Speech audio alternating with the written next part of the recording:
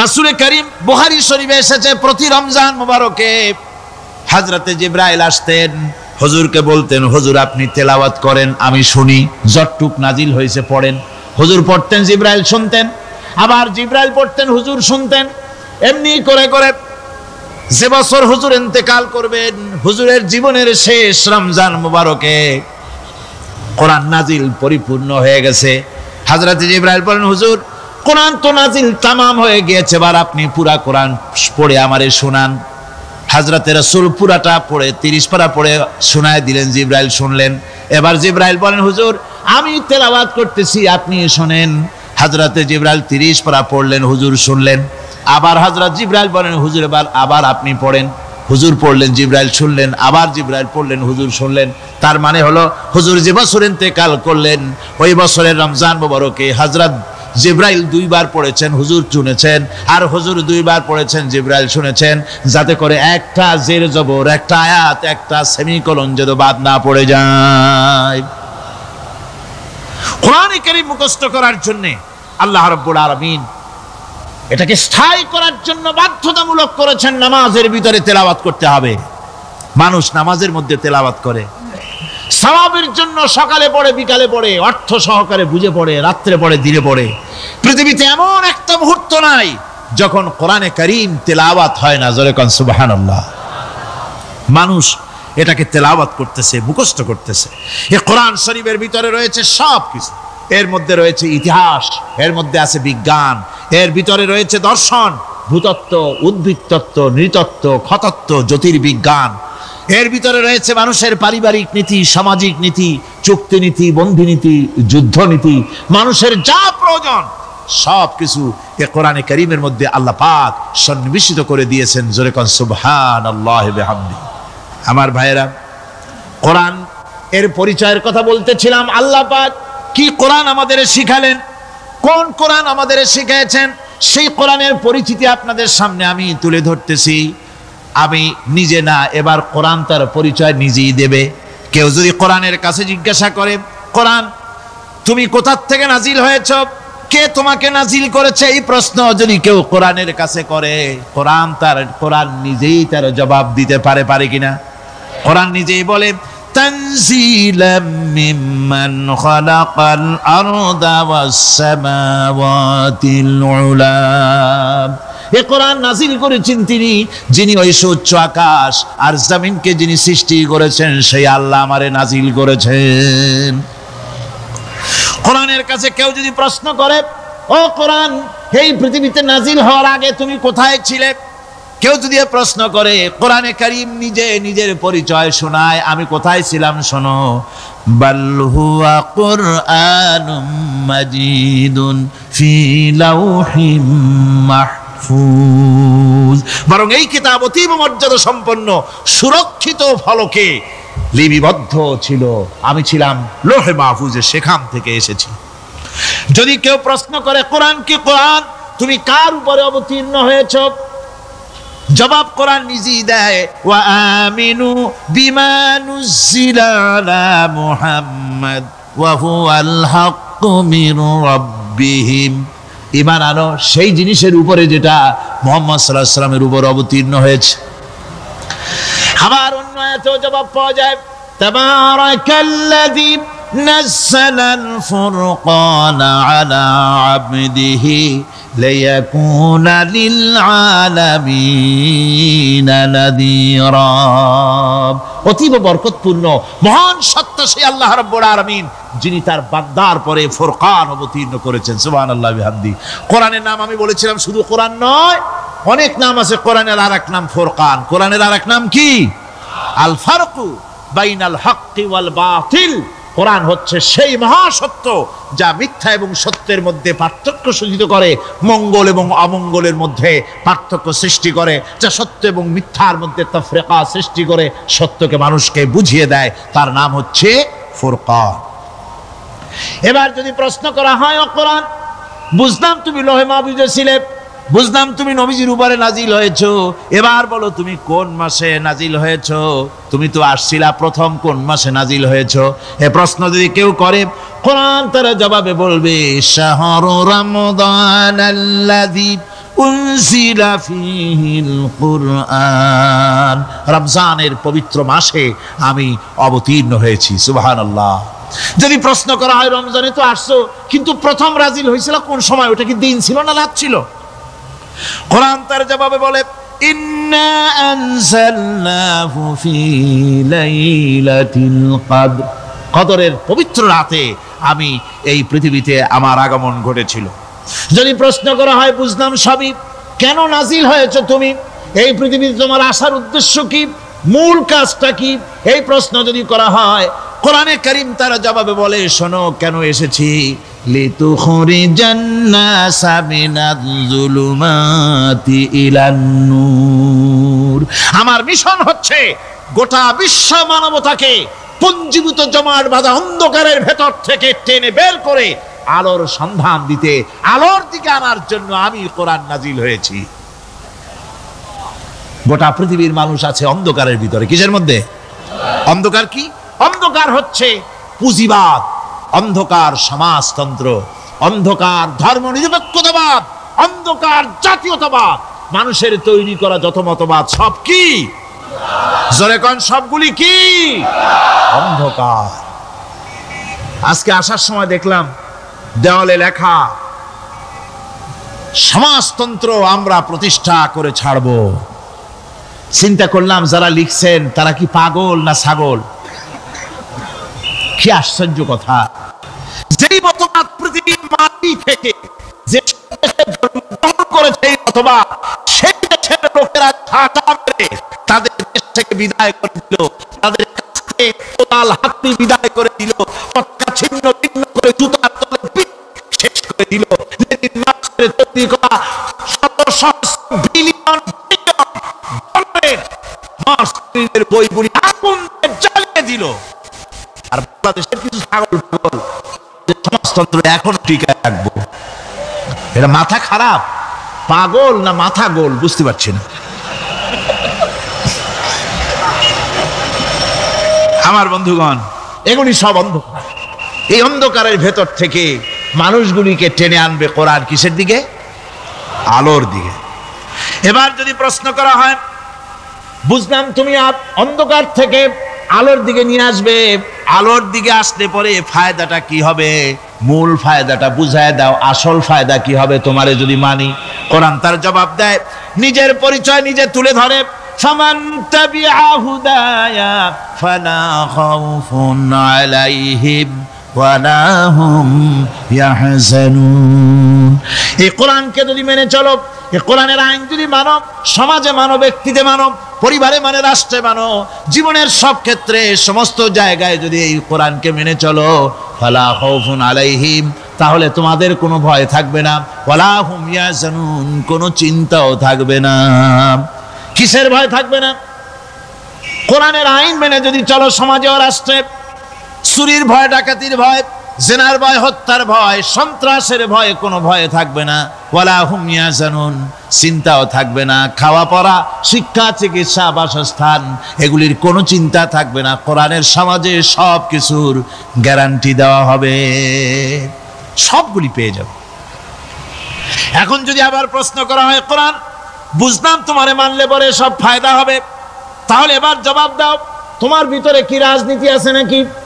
আমি তো মানুষ, আমার রাজনীতি করা লাগে। Man is social animal.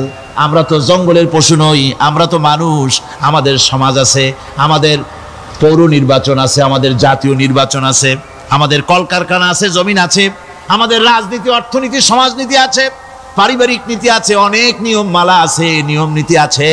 তোমারে মানলে তোমার ভিতরে কি ওগুলো আছে নাকি সে কথা বলো। কোরআন তার জবাবে বলে, وَنَزَّلْنَا عَلَيْكَ الْكِتَابَ تِبْيَانًا لِكُلِّ شَيْءٍ وَهُدًى وَرَحْمَةً وَبُشْرَى لِلْمُسْلِمِينَ। কোরআন জবাবে বলে, শুনে রাখো, শুধু অর্থনীতি সমাজনীতি নয়, শুধু রাজনীতি আর শিক্ষানীতি, যুদ্ধনীতি নয়, তোমার জীবনে যা কিছু দরকার, ইহকালে যা কিছু দরকার, পরকালে, সব কথাগুলি আল্লাহ রব্বুল আলামিন আমি কোরআনের সিনার ভিতরে খুলে খুলে বর্ণনা করে দিয়েছেন। সব কথা এ কোরআনে কারীমের ভিতরে রয়েছে। তোমার এমন কোনো জিনিস নাই যা তুমি কোরআনে কারীমের মধ্যে পাবে না। তোমার সমস্ত প্রয়োজন আমার বুকের মধ্যে আল্লাহ দিয়ে দিয়েছেন। বিজ্ঞান আছে, দর্শন আছে, ইতিহাস আছে, সব আছে এর মধ্যে।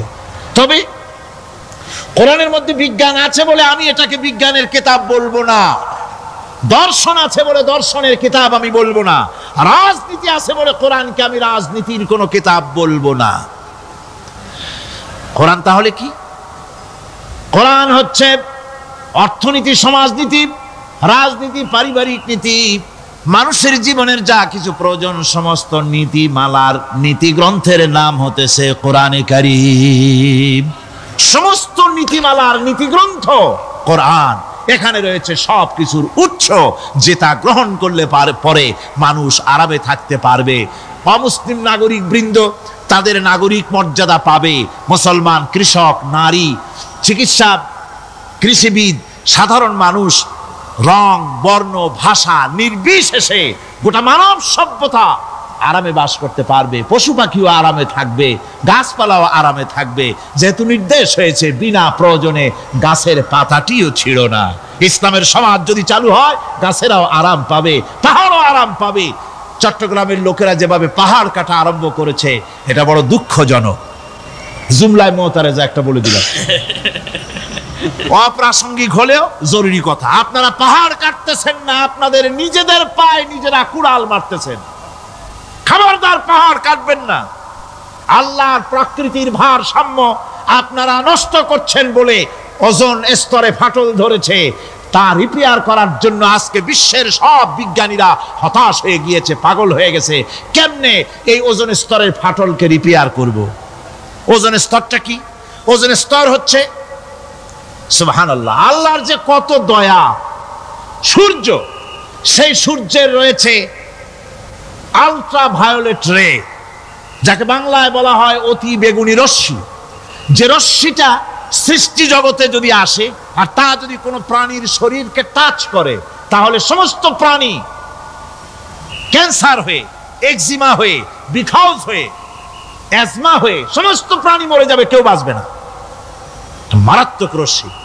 সেই রশ্মিটা যাতে সৃষ্টি জগৎকে টাচ করতে না পারে সেজন্য আল্লাহ পাক একটা ওজোন স্তর তৈরি করেছেন। ওখানে এসে ওটা বাধাপ্রাপ্ত হয়, পৃথিবীর মাটিতে আসে না। যা কিছু পৃথিবীর মানুষের জন্য, পৃথিবীর জন্য কল্যাণকর সেগুলি সূর্য থেকে আসতে থাকে। সুবহানাল্লাহ ওয়া বিহামদি। যেটা ক্ষতিকর সেটা আল্লাহ পাক আটকায় রাখেন। এখন সেই ওজোন স্তরে ফাটল ধরলো। কেমনে ফাটল ধরলো? ফাটল আমি ধরাইছি। আপনি বলবেন যেটা কেমন কথা, আমি তো ওইখানে যাই নাই, আমি ফাটল ধরাইলাম কেমনে?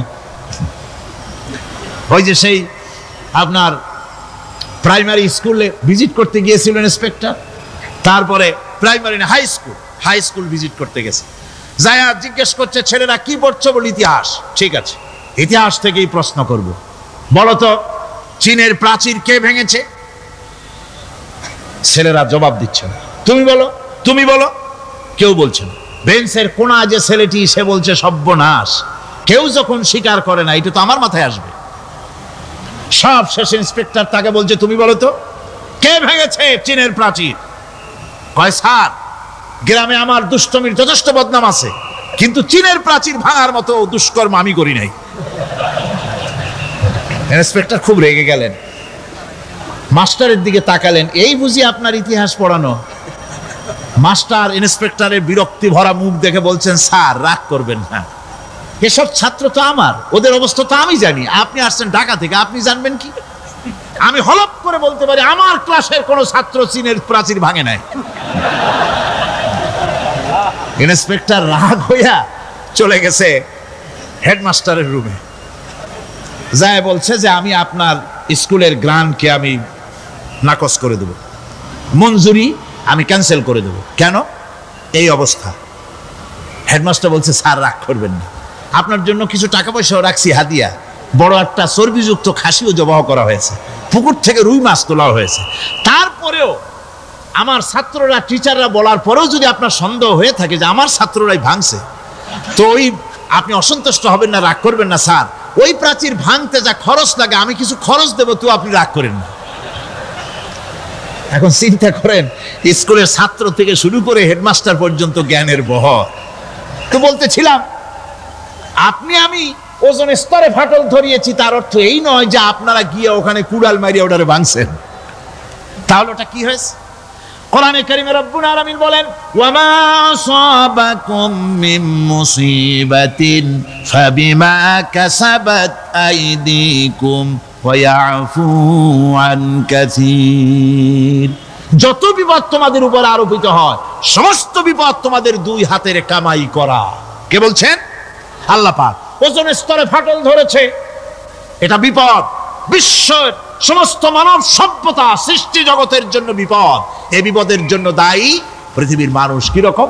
সেটা হচ্ছে গাড়ির পেছন থেকে যে কালো ধোঁয়া বের হয়, কল কারখানার চিমনি থেকে যে কালো ধোঁয়া বের হয়, এই কালো ধোঁয়াগুলি, তারপরে সমস্ত কেমিক্যাল উইপেন সেগুলি যে টেস্ট করা হয়, তার রিয়াকশন ইত্যাদি, এই কালো ধোঁয়া এবং সমস্ত মারণাস্ত্রগুলি এক্সপেরিমেন্ট করার সমস্ত এই রিয়াকশনগুলি সবগুলি গিয়ে ওই ওজন স্তরে ফাটল ধরিয়ে দিয়েছে। আস্তে করে পাতলা হয়ে এটা ফেটে গিয়েছে, অতি বেগুনি রশ্মি আসা শুরু করেছে। এটাকে বন্ধ করার জন্য বিজ্ঞানীরা আজ মরিয়া হয়ে গিয়েছে। ইনশাআল্লাহ আল্লাহ পাক তার বিজ্ঞানীদের মানুষের মাথায় বুদ্ধি এনে দিবেন, রিপেয়ারও হয়ে যাবে ইনশাআল্লাহ। সবাই বলেন ইনশাআল্লাহ। তাহলে বললাম কেন এই কথাটা? এই জন্য বললাম যে কোরআনে কারীমের মধ্যে আল্লাহ রাব্বুল আলামিন সব কথা বলে দিয়েছেন, কোনো কথা বাদ রাখেন নাই। পাহাড়গুলি ভেঙে আমরা ক্ষতি করতেছি, গাছগুলি কেটে আমরা ক্ষতি করতেছি, প্রকৃতির ভারসাম্য নষ্ট করে দিচ্ছি, ফলে সমুদ্রের পানি স্ফীত হচ্ছে, ভূমিকম্প বাড়তেছে, ঘূর্ণিঝড় হচ্ছে, টর্নেডো হচ্ছে, পৃথিবী বিধ্বস্ত হয়ে যাচ্ছে, ক্লাইমেটের পরিবর্তন আসছে। আজকে পৌষ মাস, এটা কি মাস? কত তারিখ? দেখেন বাংলা ভাষাকে কত মহব্বত করি। যদি বলি আজকে ডিসেম্বরের কত তারিখ, গড়গড় করে মুখস্থ হয়ে যাবে। বাংলারে খুব ভালোবাসি, মাসটার তারিখ বলতে পারলাম না, দুঃখিত। এই হলো আমাদের ভালোবাসা। আজকে পৌষ মাসের অর্ধেকও শেষ হয়ে যাচ্ছে, অথচ মনে হচ্ছে শীত যেন তার শ্বশুর বাড়ি বেড়াতে গেছে। এই যে অবস্থা, এই অবস্থা শুধু বাংলাদেশে নয়, গোটা পৃথিবীতে ক্লাইমেটের একটা বিরাট পরিবর্তন আসতেছে, একটা বড় রকমের পরিবর্তন আসতেছে। এর কারণ হচ্ছে এই পৃথিবীর মানুষেরা নিজেরাই প্রকৃতির ভারসাম্যকে নষ্ট করে দিয়েছে। এই ভারসাম্য নষ্ট হওয়ার কারণে আবহাওয়ার পরিবর্তন হচ্ছে, সামুদ্রিক জলোচ্ছ্বাস বাড়তেছে, ভূমিকম্প, আগ্নেয়গিরি ইত্যাদি হচ্ছে এবং পৃথিবীর মানুষ বিধ্বস্ত হচ্ছে। বলতেছিলাম এই কোরআনে কারীমের মধ্যে আল্লাহ পাক সব কথা বলে রেখেছেন। যদি জানতাম, বুঝতাম, তাহলে এই অবস্থার সৃষ্টি হতো না। এটা বিজ্ঞানের বই নয়, রাজনীতির বই নয়, সমাজনীতির বই নয়, বরং সমস্ত নীতিমালার উচ্চ, জ্ঞানের উচ্চ হচ্ছে আল কোরআন। জ্ঞানের উচ্চ কি? আরো জোরে বলেন, জ্ঞানের উচ্চ কি? আল কোরআন। পবিত্র কোরআনে এমন এমন ঘটনা আল্লাহ পাক বলেছেন যা ষষ্ঠ শতাব্দীর দুনিয়া এ সম্পর্কে কিছুই জানতো না। অবশ্য কিছু কিছু ঘটনা ইহুদিদের কিতাবে অতিরঞ্জিত আকার এবং বিকৃত অবস্থায় এসেছে, কিন্তু কোরআনে কারীম দুনিয়ার মানুষকে আদম সৃষ্টি, নূহের বন্যা, তারপরে মুসা আলাইহিস সালাম ফেরাউনের ঘটনা, ইব্রাহিম আলাইহিস সালামের নমরুদের ঘটনা এবং ইউসুফ আলাইহিস সালামের কাহিনী সবগুলিকে সুন্দর করে কোরআন শরীফ উপস্থাপনা করেছে রাসূলের মাধ্যমে, যা পৃথিবীর ইতিহাসে কেউ জানতো না। সেগুলি আল্লাহ পাক জানাইছেন কিভাবে? কোরআনে কারীম বলছে, তিলকা মিন আম্বাইল গায়বি নূহিহা ইলাইকা মা কুনতা তা'লামুহা আনতা ওয়ালা কওমুকা মিন ক্বাবলি হাযা। এ হলো সব অজ্ঞাত ঘটনা। সমস্ত ঘটনাগুলি আল্লাহ পাক তার হাবিবকে শুনিয়ে বলে দিলেন, সব অজ্ঞাত ঘটনা, যা তুমি জানতে না, তোমার কোনো জানা ছিল না, আমি ওহীর মাধ্যমে তোমাকে সব জানাইছি। ইউসুফ আলাইহিস সালামকে যখন তার ভাইয়েরা কুয়ার মধ্যে ফেলে দিতেছিল, তখন তুমি উপস্থিত ছিলে না, এই ঘটনা ওহীর মাধ্যমে আমি জানালাম। মুসা আলাইহিস সালামকে যখন ফেরাউন দরিয়ার ভিতরে ফেলে দিল, সেই সময় তুমি সিনাই পর্বতের পাশে দাঁড়িয়ে সব দৃশ্য লক্ষ্য করনি, অথচ আমি ওহীর মাধ্যমে সব তোমাকে খুলে খুলে বলে দিয়েছি। আল্লাহ পাক সমস্ত ঘটনাগুলিকে বলে বলে কোরআন শরীফের মধ্যে সব সাজিয়ে দিলেন, বলে দিলেন। তিনি বললেন, ওয়ামা কুনতা বিজানিবিল গারবি ইয কাদাইনা ইলা মুসাল আমরা ওয়ামা কুনতা মিনাশ শাহিদিন। ফিরআউন যে মুসার সঙ্গে যে ব্যবহারটা করলো, এ সময় সেখানে তুমি উপস্থিত ছিলে না, আমি ওহীর মাধ্যমে তোমাকে তা জানিয়েছি। কাযালিকা নাকুসসু আলাইকা মিন আনবাই মা ক্বাদ সাবাকা ওয়া ক্বাদ আতাইনাকা মিন লাদুন্না যিকরা। আল্লাহ পাক বলেন, এভাবে আমি আপনার কাছে অতীত ঘটনাবলী ওহীর মাধ্যমে নিখুঁতভাবে আপনার সামনে সব বলে দিয়েছি। আমার ভাইয়েরা, এই বিশ্বলোকে ঊর্ধ্ব লোক সম্পর্কে নির্ভুল তথ্য বর্ণনা আল্লাহ পাক করে দিয়েছেন কোরআনের মাধ্যমে। 1665 খ্রিস্টাব্দে স্যার আইজাক নিউটন তিনি আবিষ্কার করলেন মাধ্যাকর্ষণ শক্তিকে।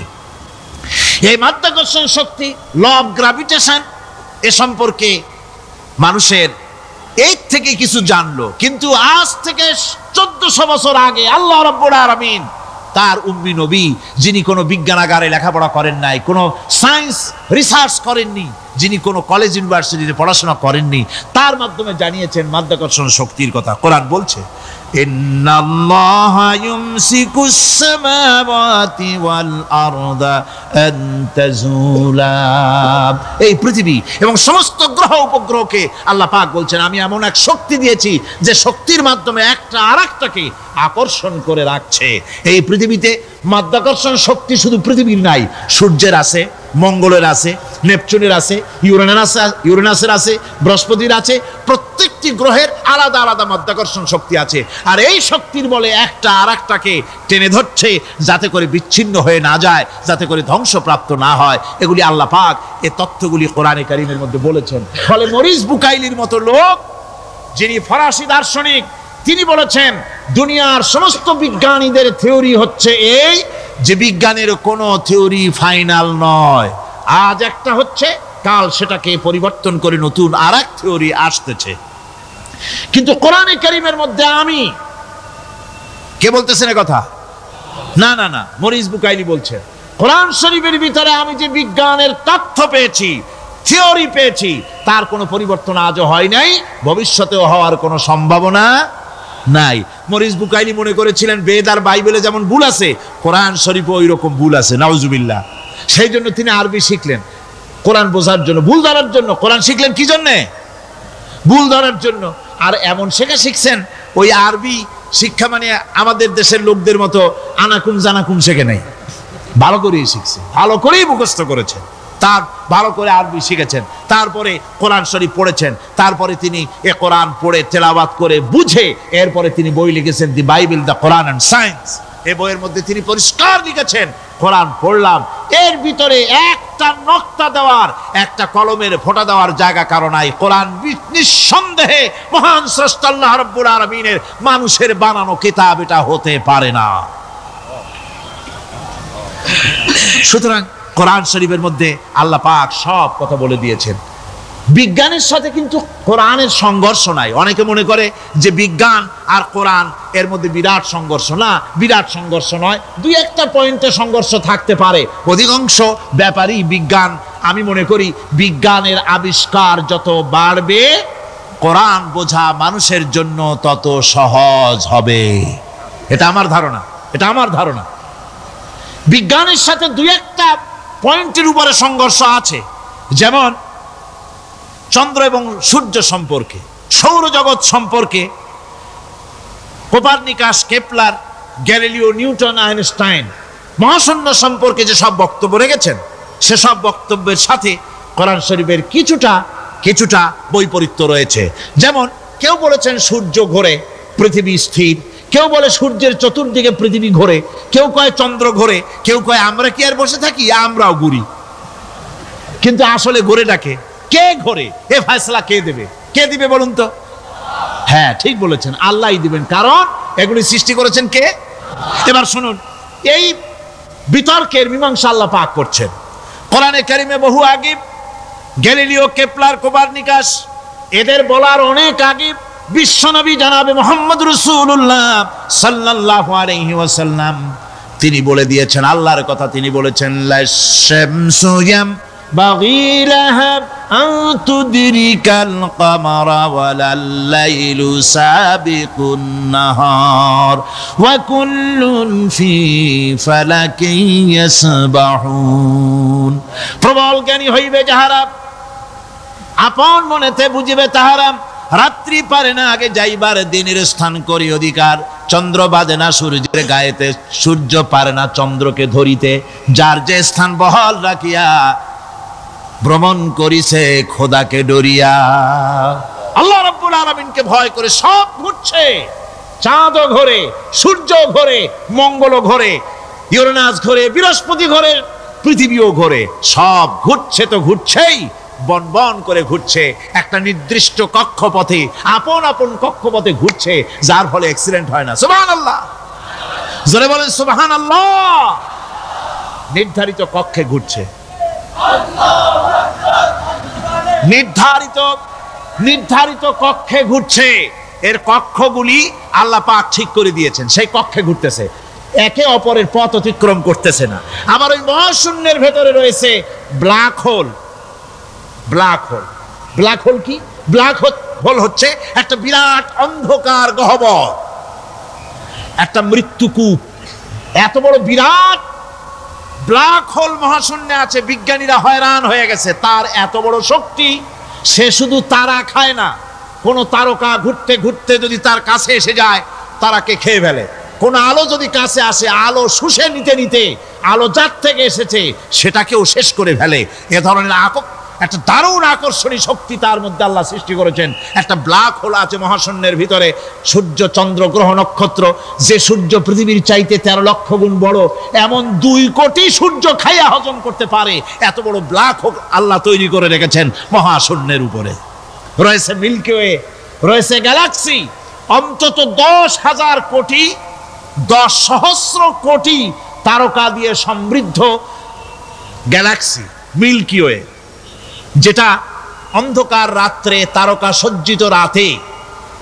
উত্তর দক্ষিণ দিকে টানা একটা পথের মতো দেখা যায় এটা হচ্ছে গ্যালাক্সি এইটাকে বলা হয় মিল্কি ওয়ে এটা হচ্ছে ছায়াপথ অসংখ্য তারকা এর মধ্যে রয়েছে কত বড় বড় তারকা অনেক দূরে তাই আমরা দেখি বিন্দু বিন্দু আসলে কি বিন্দু না কত বড় জানেন বিজ্ঞানীরা বলেছেন দৈত্যের মতো বিরাট বিরাট তারকা আছে যে সূর্য পৃথিবীর চাইতে 13 লক্ষ গুণ বড় এরকমের সূর্যের অন্তত 3 কোটি সূর্য খাইয়া হজম করতে পারে এরকম অসংখ্য তারকা মিল্কি ওয়ের ভিতরে আল্লাহ সৃষ্টি করেছেন সুবহানাল্লাহ বিহামদিহি সুবহানাল্লাহ আর মানুষ লাফায় 4 আঙ্গুল মানুষ খালি লাফ দেয় মোষ কতগুলো রাখিয়া কোন আনন্দে লাফাও কি শক্তি তোমার মহাশূন্যের তুলনায় এই পৃথিবীর অবস্থান কি জানেন এই জন্য যত বেশি পড়াশোনা করবেন মাথা নত হয়ে যাবে কমিউনিস্ট হয় ছাগলেরা বুদ্ধিমান কোনোদিন কমিউনিস্ট হয় না কারা কমিউনিস্ট হয় ছাগলগুলি যাদের আকল নাই যাদের জ্ঞান নাই বুদ্ধি নাই ওরাই কমিউনিস্ট হয় কোন চিন্তাবিদ কোন বিজ্ঞানী কমিউনিস্ট হয় না মাথা নত হয়ে যায় আল্লাহর এই সৃষ্টি দেখে পাগল হয়ে যায় নিঃসন্দেহে আল্লাহ আছেন নইলে পরে এগুলি হয় কি করে আমি চিন্তা করে পাই না কমিউনিস্ট হয় কেমনে কতখানি পাগল হইলে হয় ছোট্ট একটা রুমাল দেখলে মনে করি কোন তাঁতি এটারে বানাইছে একটা এই কি জানি কয় মাইক দেখলে মনে করি কেউ এটাকে বানাইছে টেবিল দেখলে মনে করি কেউ বানাইছে ফ্রিজ দেখলে মনে করি বানাইছে কেউ একটা সুই দেখলে মনে করি কেউ এটাকে বানাইছে আর এই বিশাল পৃথিবী ওই বিশাল আকাশ কমিউনিস্টরা কয় এমনি এমনি হইছে কয় বোতল খায় দৈনিক আল্লাহই জানে আমার বন্ধুগণ মাথা নত হয়ে আসবে চিন্তা করলে কি বিশাল সৃষ্টি আল্লাহ পাকের এই ছায়াপথ এই গ্যালাক্সি এর তুলনায় পৃথিবীর অবস্থান কোথায় পৃথিবীর অবস্থানটা হচ্ছে আমার হাতে এটা একটু কলম এই কলমটা কাগজের উপরে আমি যদি এই নিপটা রাখি কাগজের ভিতরে নিপে যতটুকুন জায়গা টাচ করবে মহাশূন্য গ্যালাক্সি মিল্কি ওয়ে আল্লাহর ওই মহাশূন্যের তুলনায় পৃথিবীর অবস্থান একটা কলমের নিপে যতটুকু জায়গা নেয় এর থেকে বেশি নয়। এই যদি হয় পৃথিবী, তাহলে সেই পৃথিবীর মানুষ আপনি কতটুকুন? সলিমুদ্দি বসিরুদ্দি খালি লাফায়। আমার বন্ধুগণ, লাভ কি? লাভের চোটে বলে হ্যান করেঙ্গে ত্যান করেঙ্গে, লাঠি কে আন্দার মুগুর ভরেঙ্গে। কয়দিন পর শোনা যায় শীত হয়ে পড়ছে, কিছু নাই। সুতরাং আল্লাহ পাকের অসীম সৃষ্টি জগৎ, এর সঙ্গে বিজ্ঞানের সংঘর্ষ কম, দুই একটা পয়েন্টে আছে। বাকি সবগুলিতে বিজ্ঞানের আবিষ্কার যত বাড়তেছে, আল্লাহরে চেনা, সৃষ্টি জগৎকে জানা মানুষের জন্য তত সহজ হচ্ছে। এই কথাগুলি আমি সামনের দিকে আরো বলবো ইনশাআল্লাহ। সবাই বলেন ইনশাআল্লাহ, যাতে আমাদের বুঝে আসে। আর রহমান আল্লামাল কোরআন, কোরআন শিখিয়েছেন আমাদেরকে রহমান, এমন নিয়ামত দিয়েছেন যার মধ্যে সব আছে। মানুষ সৃষ্টির ব্যাপারে, মানব সৃষ্টির ব্যাপারে নির্ভুল তথ্য যদি পেতে হয়, তাহলে কার কাছে যাব? জোরে কোন? আল্লাহর কাছে যেতে হবে। আর আল্লাহর কাছে না যাইয়া মানব সৃষ্টির রহস্য যদি জানতে যাই ডারউইনের কাছে, তাহলে আপনার মামু হবে সুন্দরবনের বান্দরেরা। ঠিক কিনা? বান্দরেরা হবে মামু, শিম্পাঞ্জি ওরাং ওটাং হবে আপনার নানার দাদা। তার কারণ ডারউইন সাহেব বলেছেন মানুষ এর পূর্বপুরুষ হলো বাঁদর, শিম্পাঞ্জি, ওরাং ওটাং। এটা হলো তার থিওরি অফ ইভলিউশন। এই বিবর্তনবাদের থিওরি পেশ করতে গিয়ে তিনি বলেছেন মানুষ হলো বান্দরের জাত। আরে বেটা, তুই বান্দরের জাত। নিজের লেজ কাটিয়া সকলের লেজ কাটা আরম্ভ করতে যাচ্ছে। কি পাগলের পাগল, মানুষ হয়েছে বান্দরের জাত। আশ্চর্য কথা। কেমনে কইলে? তো বললো যে শিম্পাঞ্জি দেখছে, তো সে শিম্পাঞ্জি দেখে তার মনে হয়েছে যে মানুষ ওইরকমই তো দেখা যায়, তো মানুষ বুঝি বান্দর থেকেই আসছে। আমি বলি পৃথিবীতে এমন পাগল আমি কোনোদিন দেখিও নাই, শুনিও নাই যে কোনো পাগল পাবদা মাছ দেখে বলেছে যে এটা হচ্ছে বোয়াল মাছের পূর্বপুরুষ। টাকি মাছ দেখে কোনো ছাগলেও বলেছে আজ পর্যন্ত যেটা হলো শোল মাছের পূর্বপুরুষ। পুঁটি খাইতে খাইতে আস্তে আস্তে বিরাট শোলে পরিণত হয়ে গেছে, কোনো পাগলেও বলেনি। আচ্ছা, মেনে নিলাম ডারউইন সাহেবের থিওরি, মেনে নিলাম এক সেকেন্ডের জন্য যে বান্দর থেকেই মানুষ হয়েছে। এখনো তো বানর প্রজাতি আছে না? শেষ হয়ে গেছে? আছে কিনা? তাহলে সুন্দরবনে যান, যে দেখুন কোন বাঁদর কি এ পর্যন্ত দেখা গেছে যে কোমর পর্যন্ত মানুষের মতো হয়ে গেছে? আর একটু দুধ আর পনির আর একটু এই শুটকি মাছ লোটটা ফিশ খাওয়াইলে আর কদিনের মধ্যে এই বান্দরটা মানুষ হয়ে যাবে। হয়েছে এরকম? বাঁদরের 12 আনা মানুষ হয়ে গেছে, 14 আনা মানুষ হয়ে গেছে, আর অল্প একটু বাকি। এরকম দেখা গেছে কোথাও? দেখা যায়নি। এগুলি পাগলামি কথা, পাগলামি কথা। মানুষ বানর থেকে আসেনি, মানুষ ওরাং ওটাং থেকে আসেনি, মানুষ শিম্পাঞ্জি থেকে আসেনি। মানুষ এসছে কোত্থেকে? এটা জানতে হলে, এই নির্মূল তথ্য জানার জন্য আসতে হবে কোরআনের কাছে। কার কাছে? আল্লাহ রাব্বুল আলামিন তার হাবিবের মুখ থেকে মানব সৃষ্টি রহস্য তিনি উদ্ঘাটন করে দিয়েছেন। তিনি বলেছেন, দুনিয়াবাসীকে শুনিয়েছেন, ফালয়ানজুরিল ইনসানু মিম্মা খুলিক, খুলিকা মিম্মা ইন দাফিকিন ইয়াখরুজু মিন বাইনিস সুলবি ওয়াত তারাইব। আল্লাহ পাক বলেন, মানুষ কি তার সৃষ্টি রহস্য দেখে না? কেমনে তাকে আমি সৃষ্টি করেছি? মায়ের বক্ষ পিঞ্জর থেকে, বাপের পৃষ্ঠ থেকে সবেগে নির্গত এক ফোঁটা নাপাক পানি দিয়ে আমি আল্লাহ মানুষকে সৃষ্টি করেছি। বান্দর থেকে নয়, ওরাংওটাং থেকে নয়, শিম্পাঞ্জি থেকে নয়। মানুষের অরিজিন মানুষ। আদম থেকে তোমরা জন্মগ্রহণ করেছো, আদম এসেছে মাটি থেকে, তোমরা এসেছো আদম থেকে। সুবহানাল্লাহি ওয়া বিহামদি। এটাই হলো মানব সৃষ্টি রহস্যের কথা আল্লাহ পাক বলে দিয়েছেন।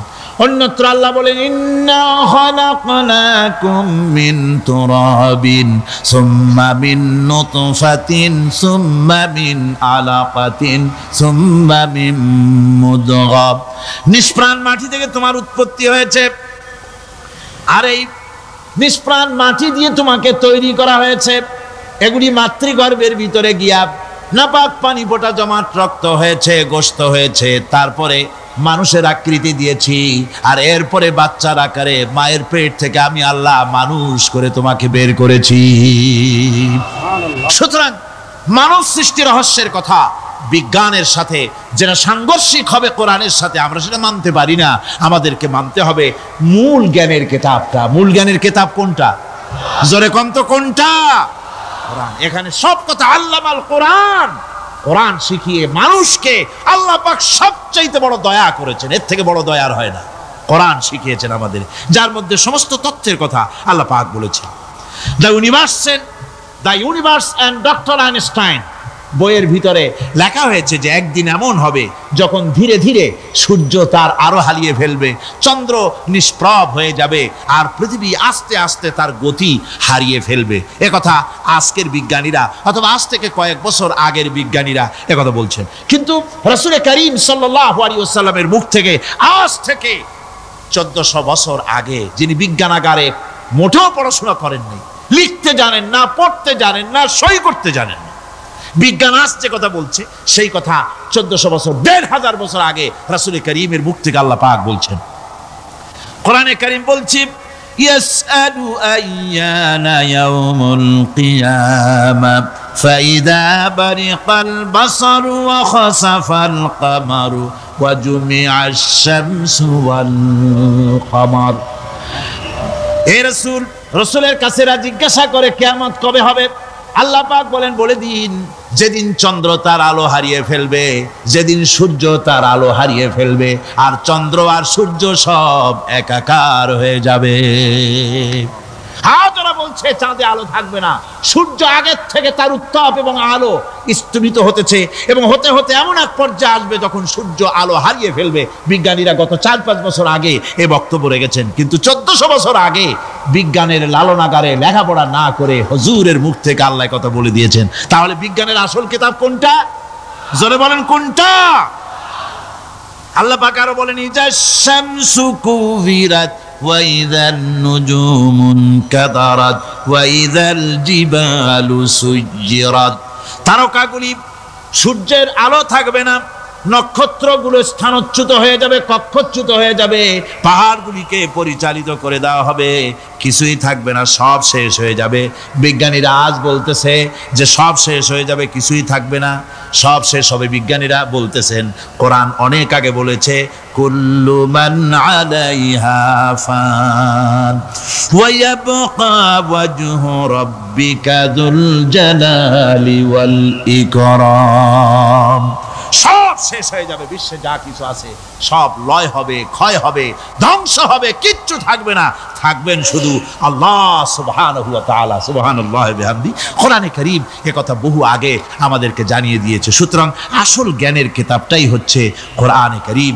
এই কোরআনের কাছে আমরা যত যেতে পারবো, যত কোরআন বুঝতে পারবো, ততই আমাদের জন্য আমরা সমৃদ্ধ হতে পারবো, আমাদের উপর আল্লাহর রহমত আসবে, আমরা সমাজ চালাতে পারবো, আমরা দেশ চালাতে পারবো, আমরা দুনিয়ায় শান্তি পাবো, আমরা আখিরাতেও মুক্তি লাভ করতে পারবো। কোরআনে কারীম সমস্ত বিজ্ঞানের উৎস, দর্শনের উৎস।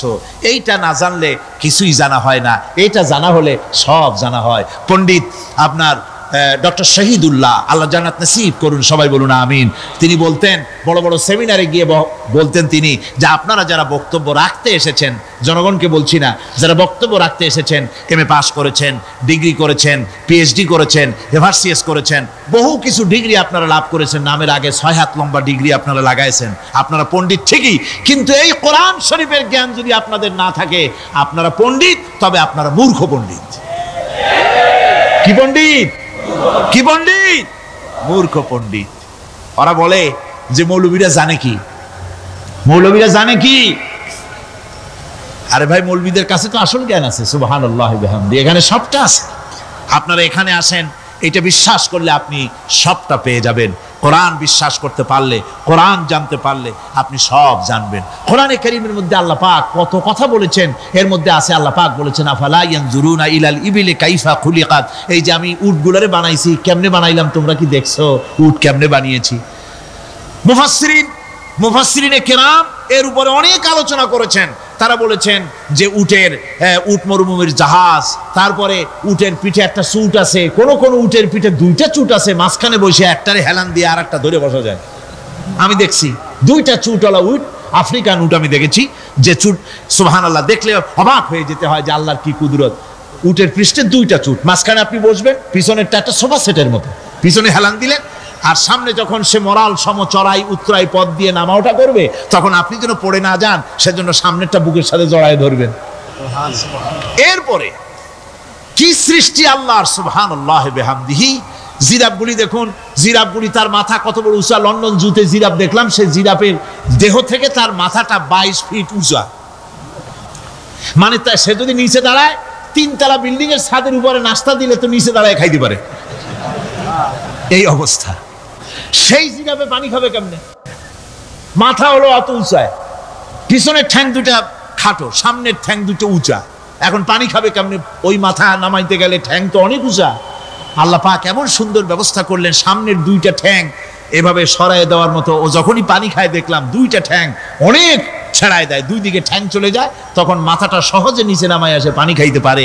এই সুযোগগুলি আল্লাহ সুবহানাহু ওয়া তাআলা তিনি করে দিয়েছেন। ওমা কুন্না আনিল খালকি গাফিলিন, আমি আমার সৃষ্টি জগৎ সম্পর্কে অমনোযোগী নহি। সুবহানাল্লাহি বিহামদিহি। ভল্লুকগুলি কি বিরাট বিরাট এক একটা ভল্লুক। শ্বেত ভল্লুক দেখেছি, কৃষ্ণ ভল্লুক দেখেছি, হাঁটতেছে মনে হয় যেন পায়ের তলায় হাফসুল করা, ঠিক জুতা পায়ের তলাটা যেমন দেখা যায় ওই রকমের তলাটা, গায়ে একেবারে পশম। লোক ওই বরফের দেশে থাকতো, সে শীত কষ্ট না পায় সেই জন্য আল্লাহ একটা কম্বল ওর গায়ে জড়ায় দিয়েছে, অটোমেটিক কম্বল। সুবহানাল্লাহি বিহামদিহি। তো উট, আল্লাহ বলছেন উট কেমনে বানাইছি দেখছো? আফালা ইয়ানজুরুনা ইলাল ইবিলি কাইফা খুলিকাত, উট বানালাম কেমনে দেখেছিস?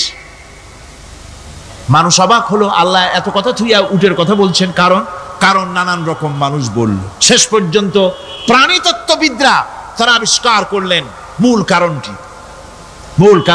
অনেক কারণ আছে আল্লাহ পাকে কথা বলার। উট তো মরুভূমির জাহাজ, তারপরে উট মানুষের অনেক উপকারে আসে, এ কথা বলা হয়েছে। প্রাণীতত্ত্ববিদরা খুঁজে খুঁজে তারা দেখতে পেয়েছে যে উটকে জবাহ করে দেখা গেছে উট সমস্ত প্রাণী বাতাস থেকে অক্সিজেন যতটা গ্রহণ করে ততটা ছেড়ে যায়, একমাত্র প্রাণী উট যে যতটা অক্সিজেন গ্রহণ করে বাতাস থেকে সবটা ছাড়ে না, 2/3 ছেড়ে দেয়, 1/3 তার লাংসের পাশে রাখার জন্য আল্লাহ পাক একটা চেম্বার তৈরি করেছেন। ওই চেম্বারের ভিতরে 1/3 অক্সিজেন থেকে যায়। কারণ পানিও রেখে, তার পানি রাখার জন্য রিজার্ভ ট্যাঙ্কি আছে, একটা রিজার্ভ ট্যাঙ্কি আছে, অক্সিজেন রাখার একটা চেম্বার আছে। এগুলি কেন? এই জন্য যে মরুভূমির ভিতরে সাইমুম শিল্পী গোষ্ঠী না, কিন্তু ঝোড়ো হাওয়া, মরুভূমির ভিতরে ঝোড়ো হাওয়া, এই ঝোড়ো হাওয়া যখন আরম্ভ হয়ে যায় তখন মানুষ বাঁচতে পারে না, মানুষ টের পাইয়া সব বাড়িতে চলে যায়। মরুভূমিতে চড়ে বেড়ায় উট, সে যাবে কোথায়? ওর তো যাওয়ার জায়গা নাই। 7 দিন 8 দিন 1 সপ্তাহ 2 সপ্তাহ পর্যন্ত এই মরুভূমিতে ঝড় চলতে থাকে, বালুর ঝড়, কিচ্ছু দেখা যায় না। ওখানে দেখছিলেন বালুর পাহাড়, কালকে আজকে দেখবেন বালুর পাহাড় এখানে চলে আসছে। এইভাবে পাহাড় তৈরি হয়ে যায়, বালি উড়ায় নিয়ে যায় বাতাসে। এই বাতাসের ভিতরে বালু উঠতে থাকে সমানে, মানুষ প্রাণী কিছুই সেখানে শ্বাস করতে পারে না, বাঁচতে পারে না। উটের মতো প্রাণী যে মরুভূমিতে থাকে ও বাঁচবে কি করে? আল্লাহ সুবহানাহু ওয়া তাআলা ওর লাংসের পাশে অক্সিজেন রাখার চেম্বার করে পানির ট্যাঙ্কি তৈরি করে দিয়ে রেখে এমন কায়দা করেছেন, ও যখনই টের পায় যে ঝড় শুরু হবে, সাথে সাথে ঠ্যাং দিয়া মুখ দিয়া গর্ত করে বালুর ভিতরে মাথা ঢুকাইয়া 1 সপ্তাহ 2 সপ্তাহ থাকতে পারবে মাটির তলে, অক্সিজেনের অভাব হবে না। আফালা ইয়ানজুরুনা ইলাল ইবিলি কাইফা খুলিকাত, দেখো নাকি কিভাবে সৃষ্টি করেছি আমি এই সুন্দর উটকে, একবার দেখো। আর শুকরিয়া তোমার মাথা নত হবে। যত বড় কমিউনিস্ট হও, আল্লাহর জন্য সেজদা দিতে বাধ্য হবে যদি তোমার ঈমান এতটুকুনো থাকে। আমার ভাইরা, আল্লাহ রাব্বুল আলামিন অসংখ্য প্রাণী সৃষ্টি করেছেন এবং সবগুলির প্রয়োজন তিনি মিটিয়েছেন। সুবহানাল্লাহ পড়েন। দেখুন সমুদ্রের ভিতরে তিমি চলতেছে, বিশাল তিমি। অনেকে দেখেন নাই, কেউ কেউ দেখেছেন, আমি দেখেছি তিমি মাছ, বিশাল তিমি। এই তিমি মাছ শত শত টন ওজন, একটা তিমি 150 টন, 250 টন, 500 টন, 1000 টন, বিরাট বিরাট ওজনের তিমি মাছ। এই তিমি মাছ পানির নিচে থাকে, আবার পানির উপরেও আসে। উপরে আসবে কেমনে, নিচে যাবে কেমনে এত ওজন নিয়ে? আল্লাহ সুবহানাহু ওয়া তাআলা তার পেটের ভিতরে লক্ষ লক্ষ গ্যালন পানি ধরে, হাজার হাজার গ্যালন পানি ধরে এরকম একটা রিজার্ভ ট্যাঙ্ক তৈরি করেছেন। ও যখন ডুবতে চায় তখন পিঠের উপর থেকে ডালাটা উন্মুক্ত করে দেয়, গলগল করে সমুদ্রের পানি পেটের মধ্যে ঢুকতে থাকে। পানিতে ভরে গেল, শরীরের ওয়েট দারুণ ভাবে ওয়েট ক্যারি করলো, তখন সে আস্তে করে সমুদ্রের তলায় ডুবে গেল। আবার যখন সে শ্বাস প্রশ্বাসের জন্য, অক্সিজেনের জন্য সমুদ্রের উপরে উঠতে চায়, তখন ডালাটা খুলে দিয়ে পাম্প দেয় নিজের শরীরে। পাম্প দিলে পরে তার ভিতর থেকে রক্ষিত পানির ফোর্স এত উঁচা হয়, অন্তত 10 মাইল দূর থেকে সেই পানির ফোয়ারা দেখা যায়। 3 মাসের এই অবস্থা দেখে মানুষ তৈরি করেছে সাবমেরিন।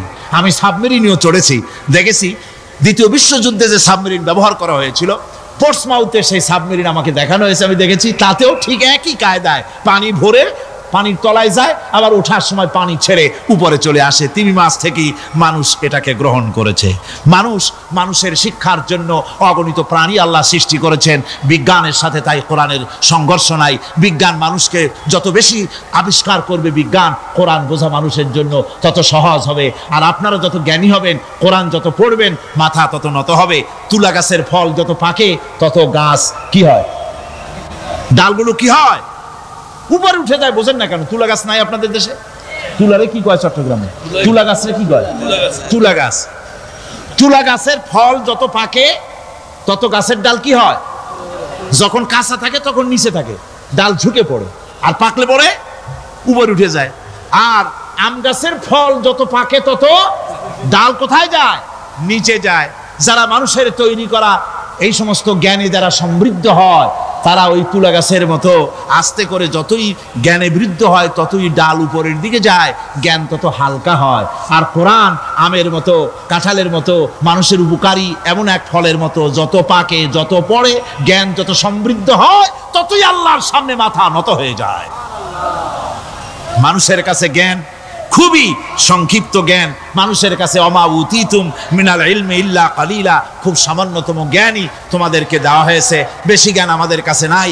সবচাইতে বড় জ্ঞানের উৎস আল্লাহ সুবহানাহু ওয়া তাআলা, জ্ঞানের উৎস হচ্ছে কোরআনে হাকিম। সেই কোরআন থেকে আল্লাহ পাক দয়া করে আমাদেরকে কোরআন শিখিয়েছেন। জোরে কোন সুবহানাল্লাহি বিহামদিহি। মানুষের অবস্থা তো সবসময় একরকম থাকে না, অর্থনৈতিক বিপর্যয় হইতে পারে, টাকা পয়সা নাও থাকতে পারে, অশান্তি থাকতে পারে।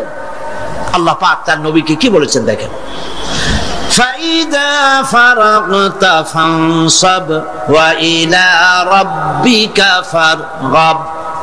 আল্লাহ পাক বলেন, যখন তুমি খালি হাত হয়ে যাবে, দাঁড়িয়ে যাবে, আর আল্লাহ পাকের কাছে মিনতি জানাবে। সুবহানাল্লাহ। খালি হাত হয়ে গেছে, দাঁড়ায় যাও, আল্লাহর কাছে মিনতি করো, আল্লাহর কাছে চাও। বুখারী শরীফে এসেছে, স্যান্ডেলের ফিতা কাছে যদি ছেড়ে, তাহলে আল্লাহর কাছে চাও। কার কাছে চাইবেন? আল্লাহর কাছে চান। আমাদেরকে এই দৃষ্টান্ত নবীরা দেখায় দিয়েছেন, পয়গম্বরেরা আল্লাহর কাছে চেয়ে আমাদের দেখাইছেন। হযরতে ইব্রাহিম আলাইহিস সালাম কি আগুনের ভিতরে যখন ফেলাবার ব্যবস্থা হয়েছে,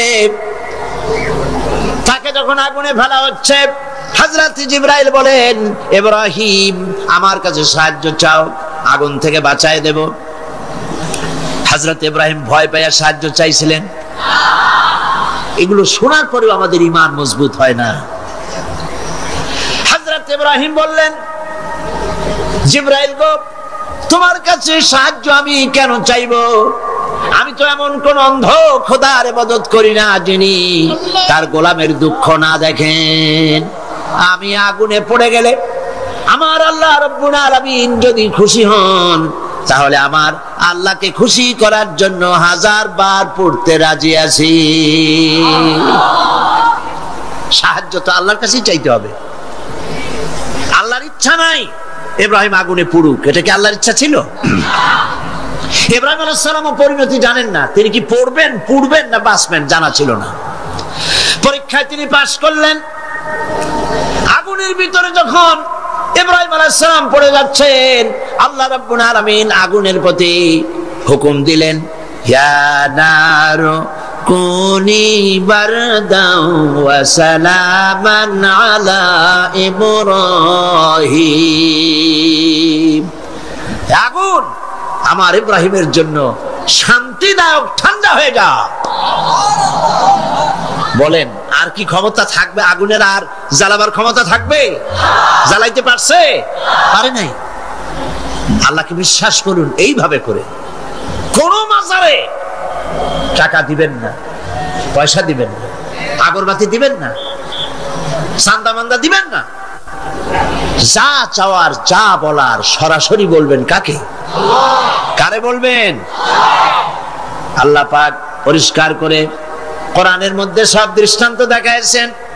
হযরতে ইউনূস আলাইহিস সালামকে মাছে যখন গিলে ফেললো, বেরোবার কোনো পথ নাই, কোরআনে কারীম এই কথা দুনিয়াবাসীদের জন্য, মুমিনদের জন্য তুলে দিয়েছেন। ওয়াদান্নুন ইয যাহাবা মুগাদিবান ফাযান্না আন লান নাকদিরা আলাইহি ফানাদা ফিল যুলুমাতি আল্লা ইলাহা ইল্লা আনতা সুবহানাকা ইন্নী কুনতু মিনাজ জালিমিন। অন্ধকারের ভেতর থেকে ইউনূস আলাইহিস সালাম চিৎকার মারলেন, ফানাদা ফিজ যুলুমাত, পানির অন্ধকার, মাছের পেটের অন্ধকার, রাতের অন্ধকার, ত্রিবিধ অন্ধকারের মধ্য দিয়ে ইউনূস আলাইহিস সালাম ডাক দিলেন আল্লাহরে। আল্লাহ শুনে নাই। রব্বুল আলামিন বলেন, ফাস্তাজাবনা লাহু ওয়া নাজ্জায়নাহু মিনাল গাম্মি ওয়া কাযালিকা নুজিল মুমিনিন।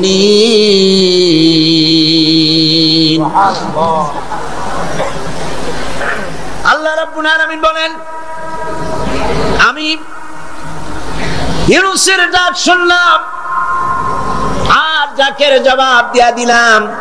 মাছের পেটের ভিতরে যন্ত্রণা শুরু হয়ে গেল, ব্যথা শুরু হয়ে গেল।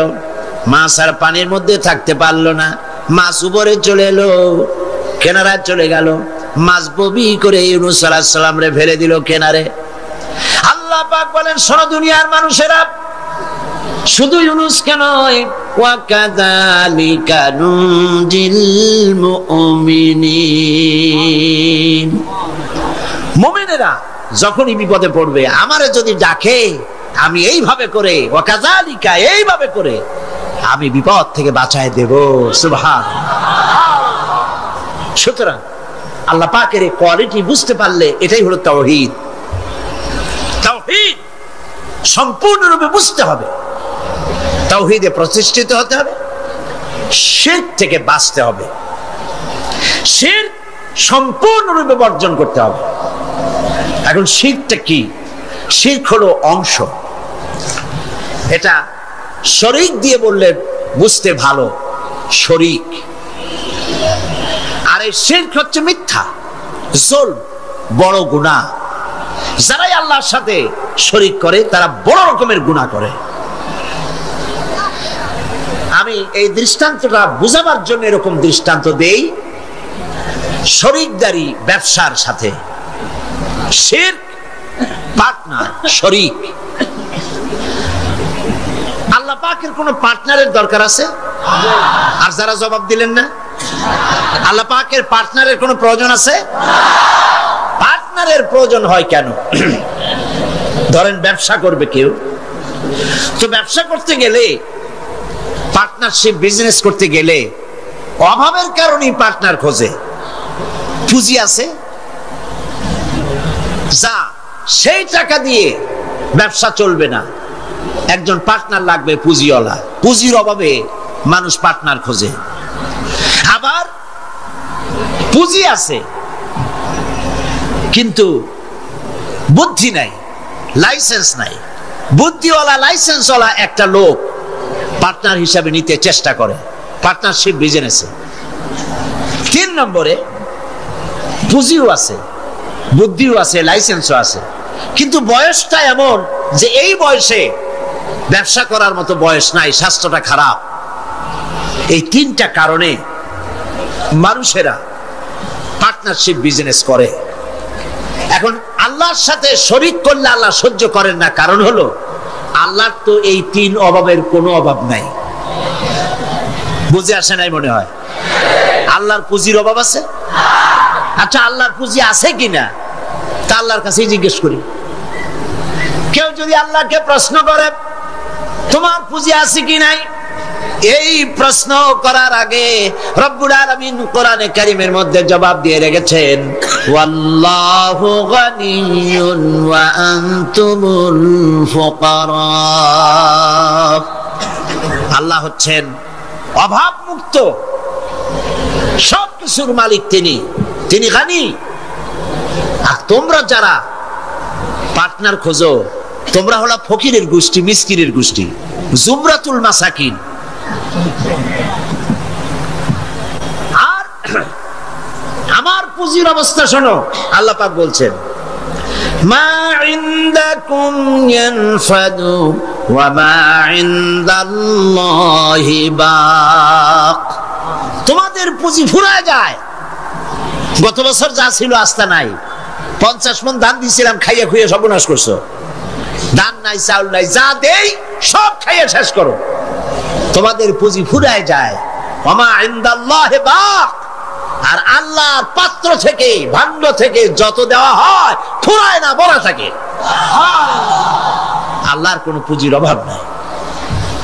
শুধু তাই নয়, লাহু মাকালিদুস সামাওয়াতি ওয়াল আরদ।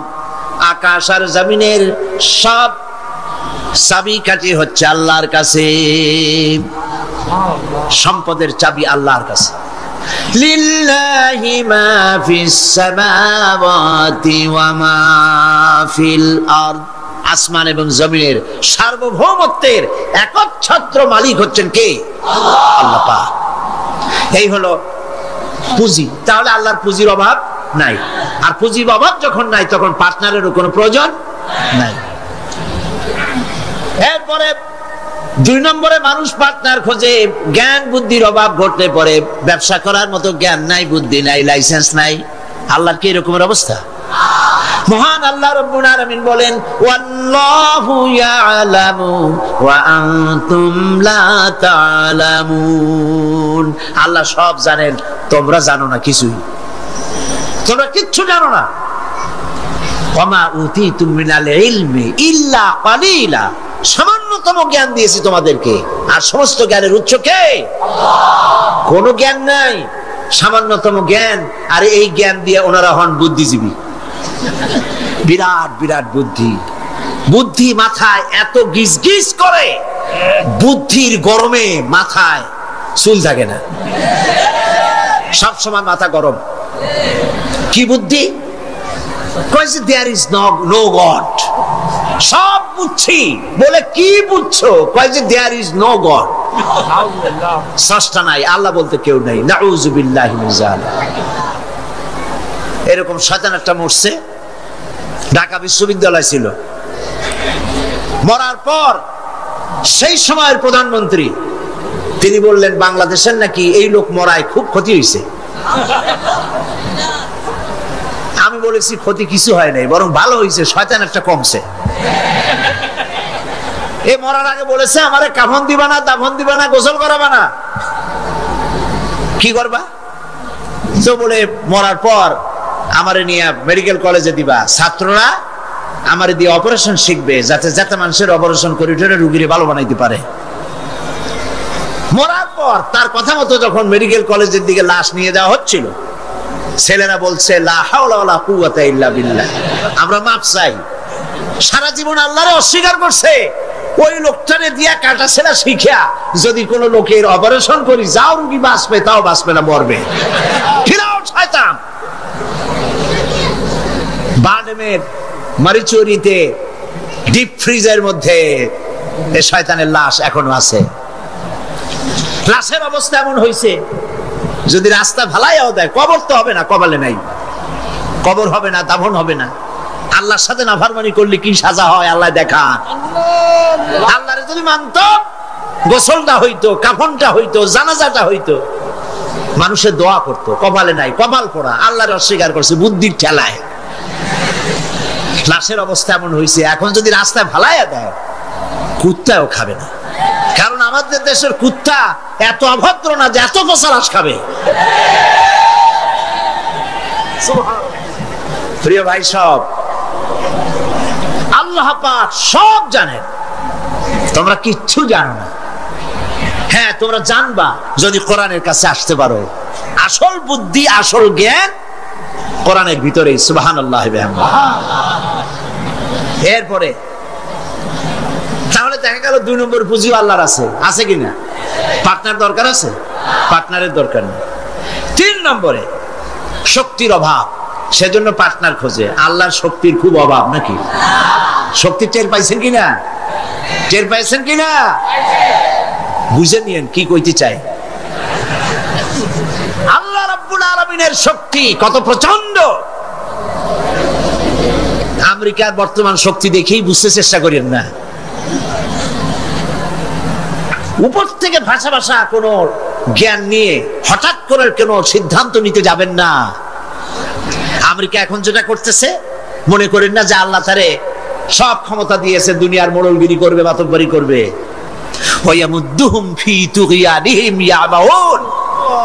আল্লাহ একটু ডিল দিছে। দেখেন না, যারা বর্ষি পায় নদীতে, মাছে যখন আদার গেলে ওরে কি বলে? বর্ষিতে যেটা থাকে ওটারে কি কয়? সারি। আরে হুইল কি? যেটা খায় মাছে ওইটা কি? আদার অথবা সারি, আপনারা যাতে খুশি হন বলেন। ওইটা, হ্যাঁ সেরা। ওইটা মাছে যখন খাইলো তখনই পাকা শিকারি দড়ি ধরে টান দেয় না, ছুটে যাইতে পারে গেল ভালো করে। এরপরে জম্মের গেলার পর নারী বুড়িতে বেজায় যায়। তারপরে হুলে ধরে টান দিয়ে নিয়ে আসে। যত বড় রাঘব বাল হোক, উপরে এসে হা করে পড়ে থাকে।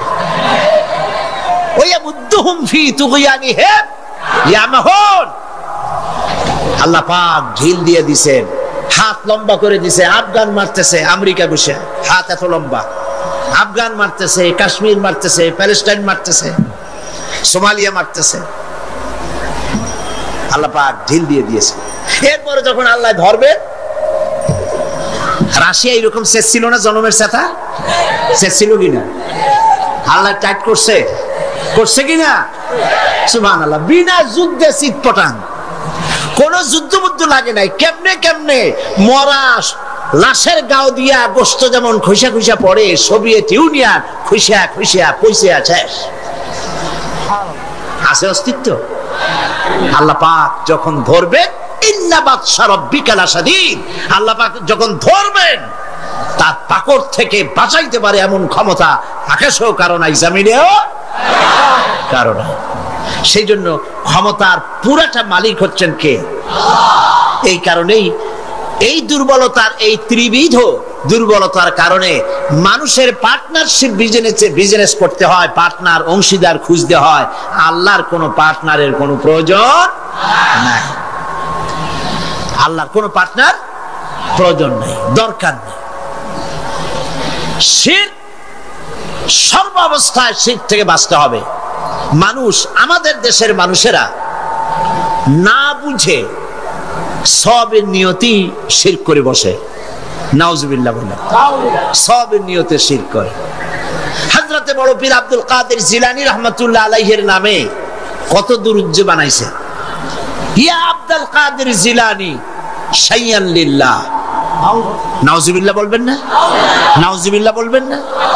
হযরত বড় পীর আব্দুল কাদের জিলানী রাহমাতুল্লাহ আলাইহি নিঃসন্দেহে আল্লাহর মাহবুব বান্দা, বড় ওলি, পীরে কামেল, মাহবুবে সুবহানী আমরা তাকে বলি। কিন্তু ইয়া আব্দুল কাদের জিলানী শাইয়ান লিল্লাহ, হে আব্দুল কাদের জিলানী আপনি আমাদেরকে কিছু দেন, সাহায্য করেন। নাউযুবিল্লাহি মিন যালিক। যারা এই যত দুরূদ পড়ে তারা জাহিল জাহিল জাহিল। এই ধরনের দরুদ যারা শিক্ষা দেয় তারাও জাহিল।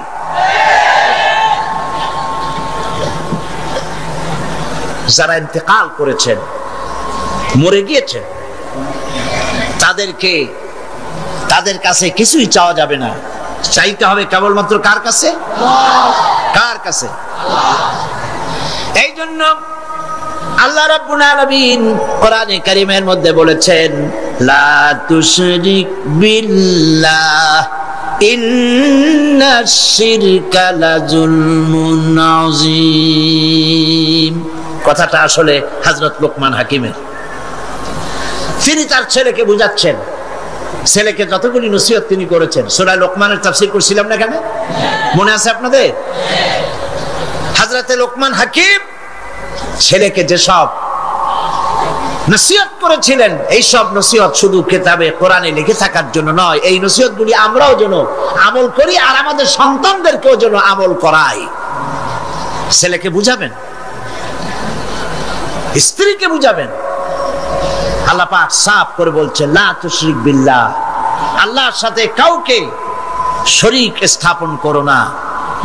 ইন্নাশ শিরকা লাযুলমুন আযীম, প্রকৃতপক্ষে শিরক হচ্ছে বড় জুলম, অত্যাচার। এটা হলো জুলম। এই শব্দের ব্যাখ্যা হচ্ছে ওয়াজুল শাই ফি গায়রি মুহাল্লি, যে জিনিস যেখানে রাখা সেটা সেখানে না রেখে আরেক জায়গায় রাখার নামই হলো জুলম করা। টুপি তো মাথায় শোভা পায়, টুপি কোথায় রাখবেন?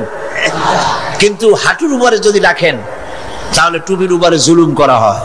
টুপি মাথায় রাখবেন, টুপি দিয়ে যদি বাজার করে আনেন তরি তরকারি, তাহলে টুপির উপরে কি করা হবে? জুলম করা হবে। নৌকা চলে পানি দিয়া, কিন্তু রাস্তার উপরে যদি টানায় রাখেন তাহলে নৌকার উপরে কি করা হইলো? জুলুম করা হইলো। সোজা কথা। চশমা নাকের উপরে রাখাবার জন্য, কিন্তু চশমা যদি মাথার উপরে ফালাইতেন তাহলে চশমার উপরে কি করা হইলো? জুলুম করা হইলো। যেই সব জিনিস, যে সব শক্তি আল্লাহ রাব্বুল আলামিনের, সেইগুলি মানুষের কাছে চাওয়া, অদৃশ্য কোনো কিছুর কাছে চাওয়া, এটাই হচ্ছে শিরক, এটাই হলো জুলম। এর অর্থ এই নয় যে মানুষের কাছে টাকা চাইলে সেটা শিরক হবে, মানুষের কাছে ধার চাইলে শিরক হবে, এর অর্থ কিন্তু এটা নয়। অদৃশ্য থেকে কোনো কিছু সাহায্য পাওয়ার আশায় চাওয়া আল্লাহ ছাড়া অন্যের কাছে, এটার নাম, কথা বুঝে আসছে কিনা? এই জন্য এগুলির সামনে নিজেরা মূর্তি বানানো, মূর্তির সামনে মাথা নত করা, পীরের মাজারে গিয়ে কিছু চাওয়া, এগুলি হচ্ছে শিরক। এগুলি আপনি কেন চান? আপনার দিলের ধারণা যারা চায় যেখানে গেলে কিছু পাওয়া যাবে। মনে রাখবেন, বহুত মাজার আছে যেই মাজারে কোনো মুদ্দারি নাই। সাইনবোর্ড একটা লাগাই দিয়েছে, সাইনবোর্ড একটা লাগানো আছে পয়সা আদায় করার জন্য। মাজারগুলি মানুষের ধর্মীয় অনুভূতিতে আঘাত লাগায়া, ধর্মীয় অনুভূতিতে স্পর্শকাতর কথা বলে তাদের কাছ থেকে পয়সা নেওয়া।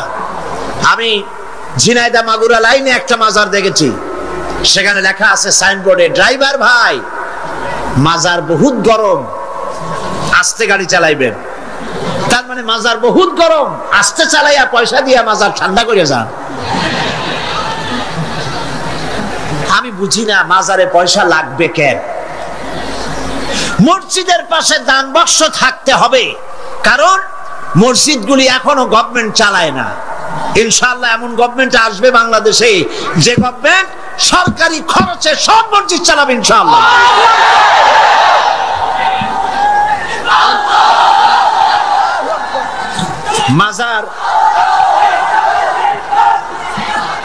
মাজারে চান্দার বাক্স কেন? মাজারে পয়সা দেব কেন? এই প্রশ্ন বুদ্ধিমানদের মাথায় আসা উচিত। কেন দেব? যিনি ইন্তেকাল করেছেন ওনার কি এখন টাকার প্রয়োজন? বলেন আপনারা। শীত বস্ত্র উনি কিনবেন, কোনো কিছু খাবেন, আপনারা কেন বিশ্বাস করেন না? উনি যদি সত্যি আল্লাহর ওলি হন, আল্লাহ পাক কোরআনে বলে দিয়েছেন এদের রিস্কের ব্যবস্থা আল্লাহর কাছে, ওনা আল্লাহর কাস্টোডিওতে আছেন। আপনারা কেন পেরেশান হয়ে পয়সা দেন? ওগুলো দিয়ে উনি কি খাবেন? এই পয়সাগুলি দিয়ে উনি কি কিনবেন? এই পয়সাগুলি মাজারের মুতাল্লি যারা আছে, কমিটিতে যারা আছে, অধিকাংশ পয়সাগুলি দিয়ে তারা ট্রান্সপোর্ট বিজনেস করে, এক্সপোর্ট ইম্পোর্ট বিজনেস করে। কোটি কোটি টাকার মালিক হয়েছে আপনাদের পয়সা দিয়ে, আর আপনি শিরক করেছেন ওখানে পয়সা দিয়ে। তবে কোন মাজারকে কেন্দ্র করে যদি কোনো মসজিদ, কোনো এতিমখানা, কোন মাদ্রাসা যদি তৈরি হয়, মাদ্রাসায় দিবেন, এতিমখানায় দিবেন, মসজিদে দিবেন, অবশ্যই মাজারে এক পয়সাও দিবেন না। কে বলেছে আপনাকে মাজারে গম্বুজ উঠাইতে? কেন উঠাইছেন? কেন উঠাইছেন? কি জবাব দেবেন? মাজারে গম্বুজ কেন দিয়েছেন? কি জবাব দিবেন? কে বলেছে গম্বুজ তুলতে? পীর সাহেবদের কবরের মর্যাদা বেশি না সাহাবায়ে কেরামদের কবরের মর্যাদা বেশি? মদিনা যায় দেখতে পারেন না? সাইয়্যিদুশ শুহাদা হযরত হামজা রাদিয়াল্লাহু তাআলা আনহু, দুনিয়ার সব ওয়ালি আলেম ওলামা যদি এক জায়গায় হয়, হযরত হামজার একখানা হাতের সমান হবে? হবে? সেই মাজারে তো কোনো গম্বুজ নাই। হযরতে ইবনে মাসউদ রাদিয়াল্লাহু তাআলা আনহু, হযরত ইবনে আব্বাস রাদিয়াল্লাহু তাআলা আনহু, হযরত আবু সাঈদ খুদরি রাদিয়াল্লাহু তাআলা আনহু, হযরত উসমান রাদিয়াল্লাহু তাআলা আনহু, অন্তত 10,000 সাহাবীর মাজার তো জান্নাতুল বাকিতে রয়েছে। একটা গম্বুজ নাই, একটা চাদর নাই, একটা আগরবাতি নাই, একটা মোমবাতি নাই। আপনারা কেন এইসব করেন? কে কি বললো আপনারা কেন শুনবেন? জেহেন সাফ করে নেবেন। কোরআনে জানাই, হাদিসে জানাই, মানি না, মানবো না। ঠিক কিনা বলেন? কোরআনে জানাই, হাদিসে জানাই, এই কথা বলার জন্য যদি হিন্দুস্তান থেকে কোনো পীর আসে, মানবো তার কথা? যদি পাকিস্তান থেকে কোনো পীর আসে, মানবো? যদি চীন থেকে, সৌদি আরব থেকে কোনো বুজুর্গ আসে, মানবো? সাফ কথা। তুমি পীর যে দেশের হও, তুমি আলেম যে দেশের হও, কোরআন হাদিসে জানাই, মানি না, মানি না, মানি না। এটার নামই হলো ইসলাম। এটার নাম কি? এটার নাম আকীদা। এই আকীদা সাফ করতে হবে। মুসলমানদের এই আকীদা সাফ হতে হবে। এই আকীদা যদি সাফ হয়, তাহলেই আমরা বাঁচতে পারবো। কথা বুঝতে পেরেছেন? কথা বুঝে আসছে? বলছিলাম বহুত মাজার আছে, মুদ্দান নাই। বহুত মাজার এমন আছে, মুদ্দান নাই। এক কিতাবে আসছে এরকম, একজন পীর সাহেব, তার বাড়িতে এক মাজার এবং বাড়িতে ওরস হয়। তার মুরিদও বাড়িতে একটা মাজার হইছে এবং সে ওরস করে। অন্যান্য মুরিদরা এসে পীর সাহেবকে বললো যে আপনার এই মাজারে, আপনার বাড়িতে আর কি লোক হয়, আর এই মাজারে আর কত লোক আসে? আপনার মুরিদের বাড়ি যায় দেখেন, ওরসে কত লোক আর কি পরিমাণ মানুষ পয়সা করি সেখানে দেয়, ওই মাজার গরম বেশি। পীর সাহেব চিন্তা করলো, ওই লোকটা তো আমার কাছে মুরিদ হইছে, ও মাজার পাইল কই? ওই মুরিদে রাতের বেলা ডাকে নিয়ে কয়, বেটা সত্যি কথা বল, মাজার পাইছো কই?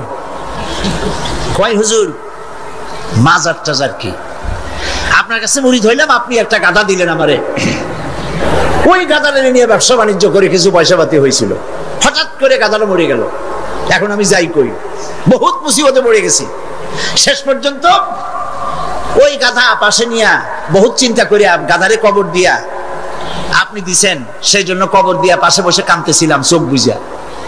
হাটবার দিন ছিল, বাজারে যাওয়ার রাস্তা, চোখ বুঝে কাঁদতেছিলাম। সন্ধ্যার সময় চোখ খুলে দেখি আশেপাশে পান, সুপারি, মাছ, তরকারি, টাকা, পয়সা। তার মানে লোকেরা যাচ্ছে, মাজার দেখে মনে করছে নতুন কোনো পীরের মাজার বোধ হয়, তো যে যার কাছে যা ছিল একটু একটু করে দিয়ে গেছে, অনেক হয়েছে। তারপরে এসে ভিড় জমলো। এরপরে কি করব, বহুত চিন্তা ভাবনা করে একটা সাইনবোর্ড লাগাই দিলাম, হযরত গেদা শাহ রহমতুল্লাহ আলাইহির মাজার। পীর সাহেব বললেন, খারাপ হয় নাই, আমি যে তোমারে গাধাটা দিছিলাম, ওইটার মায়ের কবর হলো আমার বাড়িতে। নাউজুবিল্লাহ বলে। এই জন্য হক্কানি পীরের মাজার যেগুলি, সেগুলি তো জিয়ারত করা যাবে অবশ্যই। হক্কানি পীরের মাজার যেগুলি আছে জানা মতে, যেমন শাহজালাল রহমতুল্লাহ আলাইহ, খান জাহান আলী রহমতুল্লাহ আলাইহ, শামানাত রহমতুল্লাহ আলাইহ, শাহ মখদুম রহমতুল্লাহ আলাইহ, বড় বড় আল্লাহর ওলিদের মাজার আছে, আছে না? জিয়ারতের উদ্দেশ্য নয়, ওইখানে আপনি গিয়েছেন, মাজার সামনে পড়েছে, আপনি দোয়া করেন। জিয়ারতের উদ্দেশ্য নিয়ে মসজিদে হারাম, মসজিদুর রাসূল, মসজিদে আকসা, এই 3 জায়গা ছাড়া জিয়ারতের নিয়ত নিয়ে কোন বাজারে যাওয়া যাবে না, রাসূলুল্লাহ নিষেধ করেছেন।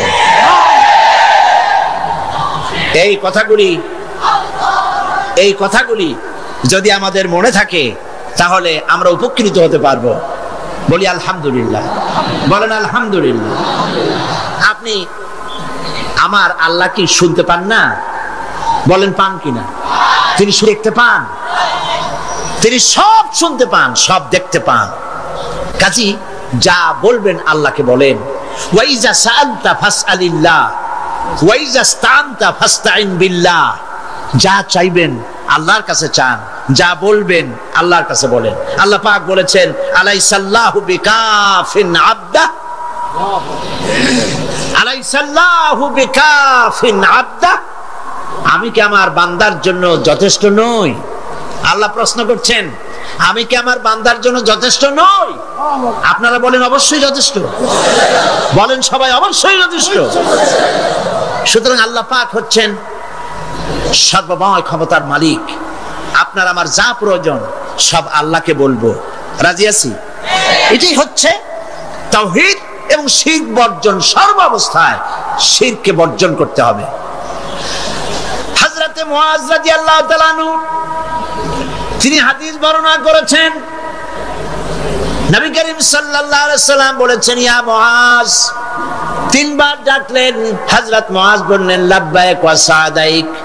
হুজুর বললেন মুআজ তুমি কি জানো বান্দার উপরে আল্লাহর হক কি, আবার আল্লাহর উপরে বান্দার হক কি?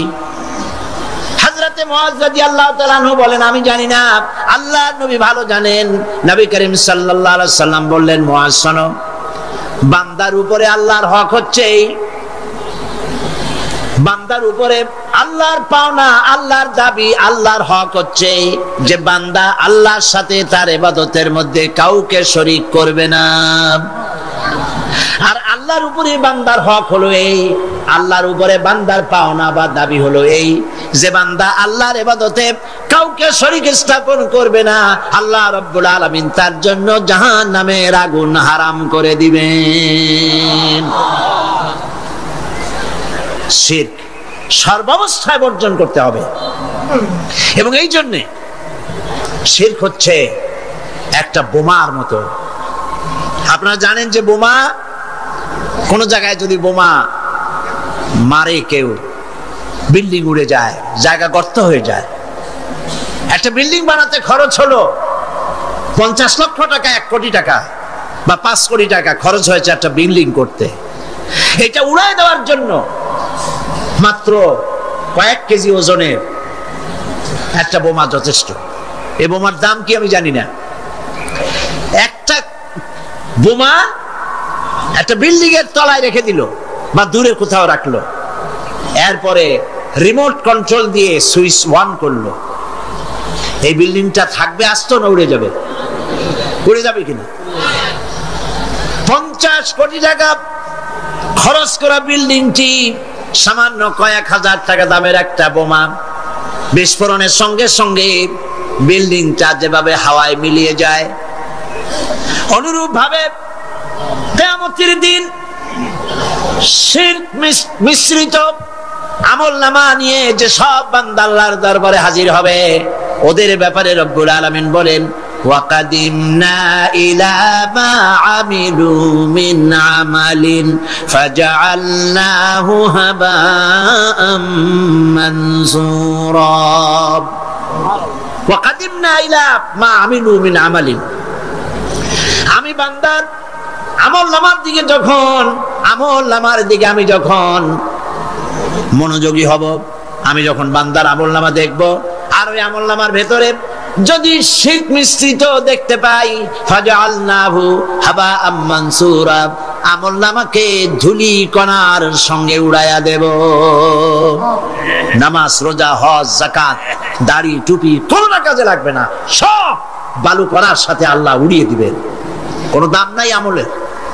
প্রিয় ভাই সব, প্রিয় বন্ধুগণ, আমার ভাইয়েরা, আমার মা বোনেরা, কোন অবস্থাতেই শিরক করবেন না, শিরক থেকে মুক্ত থাকুন। ছেলে হয় না, মেয়ে হয় না, মাজারে যাওয়ার কোনো প্রয়োজন নাই, ব্যবসায় উন্নতি হয় না, মাজারে যাওয়ার কোনো প্রয়োজন নাই। মসজিদে যান, কাজায় হাজার 2 রাকাত নামাজ পড়েন, সেজদা করে রব্বুল আলামিনকে বলেন, নামাজ আদায় করে চোখের পানি ফেলে আল্লাহকে বলেন।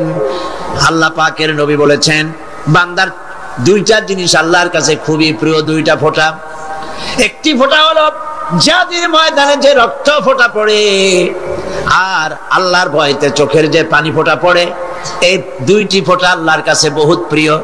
নবীজি আরো বলেছেন, বান্দা যখন কান্দে গুনাহ মাফির জন্য, অভাব অভিযোগের জন্য বান্দা যখন কান্দে, তার চোখের পানি নাকের অগ্রম নাকের আধা দি আসতে পারে না, তার মধ্যে রব্বুল আলামিন তাকে ক্ষমা করে দেন। আমরা যেন আল্লাহর কাছে চাইতে শিখি, বলেন আমিন। আল্লাহ রব্বুল আলামিনের কাছে আমাদের যা প্রয়োজন, গায়ব থেকে সাহায্য পাওয়ার জন্য যা প্রয়োজন, কাকে বলবো? আল্লাহ পাককে বলবো। ঈমানকে সালিট করতে হবে। সেই কথা কোরআন শরীফ আল্লাহ পাক সূরা বাকারার মধ্যে এই কথার ভিতরে আল্লাহ পাক পরিষ্কার করেছেন, ইয়া আইয়ুহাল্লাযীনা আমানু দুখুলু ফিস-সিলমি কাফা ওয়া লা তাত্তাবিউ খুতুওয়াতিস শাইতান ইন্নাহু লাকুম আদুউম মুবিন। হে বিশ্বাসীরা, উদখুলু ফিস-সিলমি কাফা, 16 আনা মুসলমান হও, পরিপূর্ণ মুসলমান হও, ইসলামের মধ্যে পরিপূর্ণ দাখিল হয়ে যাও। একদিকে দাবি করবে মুসলমান, অন্যদিকে অমুসলিমদের মতো তোমাদের আকীদা, তোমাদের চাল চলন এভাবে যদি হয়, তাহলে ইসলামে পরিপূর্ণভাবে দাখিল হওয়া হবে না। শুধু নামাজ রোজা হজ যাকাত করি ইসলামে পরিপূর্ণ প্রবেশ করা যাবে না। জীবনের প্রত্যেকটি দিক ও বিভাগ হতে হবে আল্লাহর হুকুম মাফিক, নবীর প্রদর্শিত পথে। কথা বুঝে আসছে আপনাদের? কথা বুঝে আসছে? মুসলমান দাবি করলেই মুসলমান হওয়া যাবে না। জীবনের প্রত্যেকটি ক্ষেত্র ইসলামের মধ্যে ঢুকাইতে হবে, অর্থাৎ ইসলাম অনুযায়ী আমার জীবন পরিচালিত করতে হবে। আমি যেটাই করব আমি খুঁজবো এর মধ্যে আল্লাহর রেজামন্দি আছে কিনা, আমার নবীর রেজামন্দি আছে কিনা। আল্লাহ রসুলের অনুমতি ব্যতি রেখে, তাদের আনুগত্য ব্যতি রেখে আমরা অন্য কোনোটাই করতে পারি না। আল্লাহ পাক এই কথাগুলি আমাদেরকে বোঝার তৌফিক দান করুন, বলি আমিন। জোরে সরে পড়েন, লা ইলাহা ইল্লাল্লাহ, লা ইলাহা ইল্লাল্লাহ, আরো জোরে, লা ইলাহা ইল্লাল্লাহ, লা ইলাহা ইল্লাল্লাহ,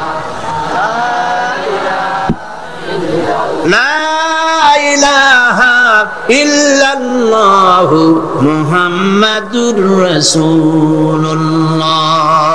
আমরা এখন মোনাজাত করব,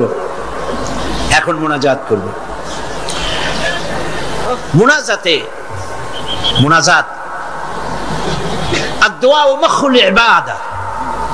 দোয়া হচ্ছে ইবাদতের মগজ। আল্লাহর কাছে আমরা আমাদের আরতি জানাবো, মোনাজাত করব, সেই দোয়ায় আমরা শামিল হব, আর বা জামাতে শান নামাজ পড়বো। এত বড় জামাত এখন কি চট্টগ্রামে কোন মসজিদে পাওয়া যাবে? আর এটা কি সম্ভব এত বড় জামাত হওয়া? আমরা জামাতে নামাজ আদায় করব। আল্লাহ যেন তৌফিক দেন, বলেন আমিন। মোনাজাতের পর আজান হবে, বা জামাত নামাজ হবে, নামাজে আপনারা শরীক হবেন। আজকেও 2 জন অমুসলিম ইসলাম কবুল করার জন্য এসেছেন, তাদেরকে উৎসাহ দেন, তাদের জন্য দোয়া করেন, আল্লাহ পাক যেন তাদেরকে কবুল করেন, বলেন আমিন। আপনাদের ভিতর থেকে যারা দাঁড়ায়, আপনারা নিজেরা তাদেরকে বসায় দেন। একই আশ্চর্য কথা। 2 জন অমুসলিম, একজনের নাম সুনীল রায়, পিতা মৃত রজনী রায়, বাড়ি কাটিরহাট, হাটহাজারী, চট্টগ্রাম। আর একজনের নাম অসীম বড়ুয়া, পিতা কল্যাণ মিত্র বড়ুয়া, গ্রাম হোয়ারাপাড়া, রাউজান, চট্টগ্রাম। এই 2 জন। প্রথম জন সুনীল রায়, তার নাম পছন্দ করেছে মোহাম্মদ খলিলুর রহমান, দ্বিতীয় জন তার নাম পছন্দ করেছেন মোহাম্মদ মাসুম বিল্লাহ। এই দুজন এখন ইসলাম কবুল করছে। কই আর একজন কই? ও মাশাআল্লাহ, কাছে আসো, একটু জোরে জোরে পড়তে হবে। লা ইলাহা ইল্লাল্লাহু মুহাম্মাদুর রাসূলুল্লাহ। আল্লাহ ছাড়া কোন ইলাহ নাই, উপাস্য নাই। মুহাম্মদ সাল্লাল্লাহু আলাইহি ওয়াসাল্লাম আল্লাহ প্রেরিত রাসূল। আশহাদু আন লা ইলাহা ইল্লাল্লাহু ওয়াহদাহু লা শারীকা লাহু ওয়া আশহাদু আন্না মুহাম্মাদান আবদুহু ওয়া রাসূলুহু। আমি সাক্ষ্য দিচ্ছি আল্লাহ ছাড়া কোন ইলাহ নাই, কোন উপাস্য নাই। তিনি এক, তিনি একক, তার কোন অংশীদার নাই। আমি আরো সাক্ষ্য দিচ্ছি মুহাম্মদ সাল্লাল্লাহু আলাইহি ওয়াসাল্লাম আল্লাহ বান্দা এবং তার প্রেরিত রাসূল। বলো আসসালামু আলাইকুম। সবাই বলেন ওয়ালাইকুম আসসালাম। আমরা না আর বলতে হবে না, আমরা এই দুইজন নতুন মুসলমান আমাদের ভাই, বলেন আলহামদুলিল্লাহ। আল্লাহ যেন তাদের ইসলামী জীবন যাপনের সুন্দরভাবে ইসলামী জীবন যাপনের তৌফিক দেন, বলেন আমিন। এবং ইসলাম কবুল করার কারণে কোন অসুবিধা, ঘটনা, দুর্ঘটনা, নানান রকমের অসুবিধা থেকে আল্লাহ পাক যেন তাদেরকে হেফাজতে রাখেন এবং আল্লাহ পাক যেন তাদেরকে খাঁটি মুমিনে পরিণত করে দেন। ইসলাম কবুল করার কারণে এই বিশাল লাখো জনতার পক্ষ থেকে আমি তাদেরকে আলিঙ্গন করছি।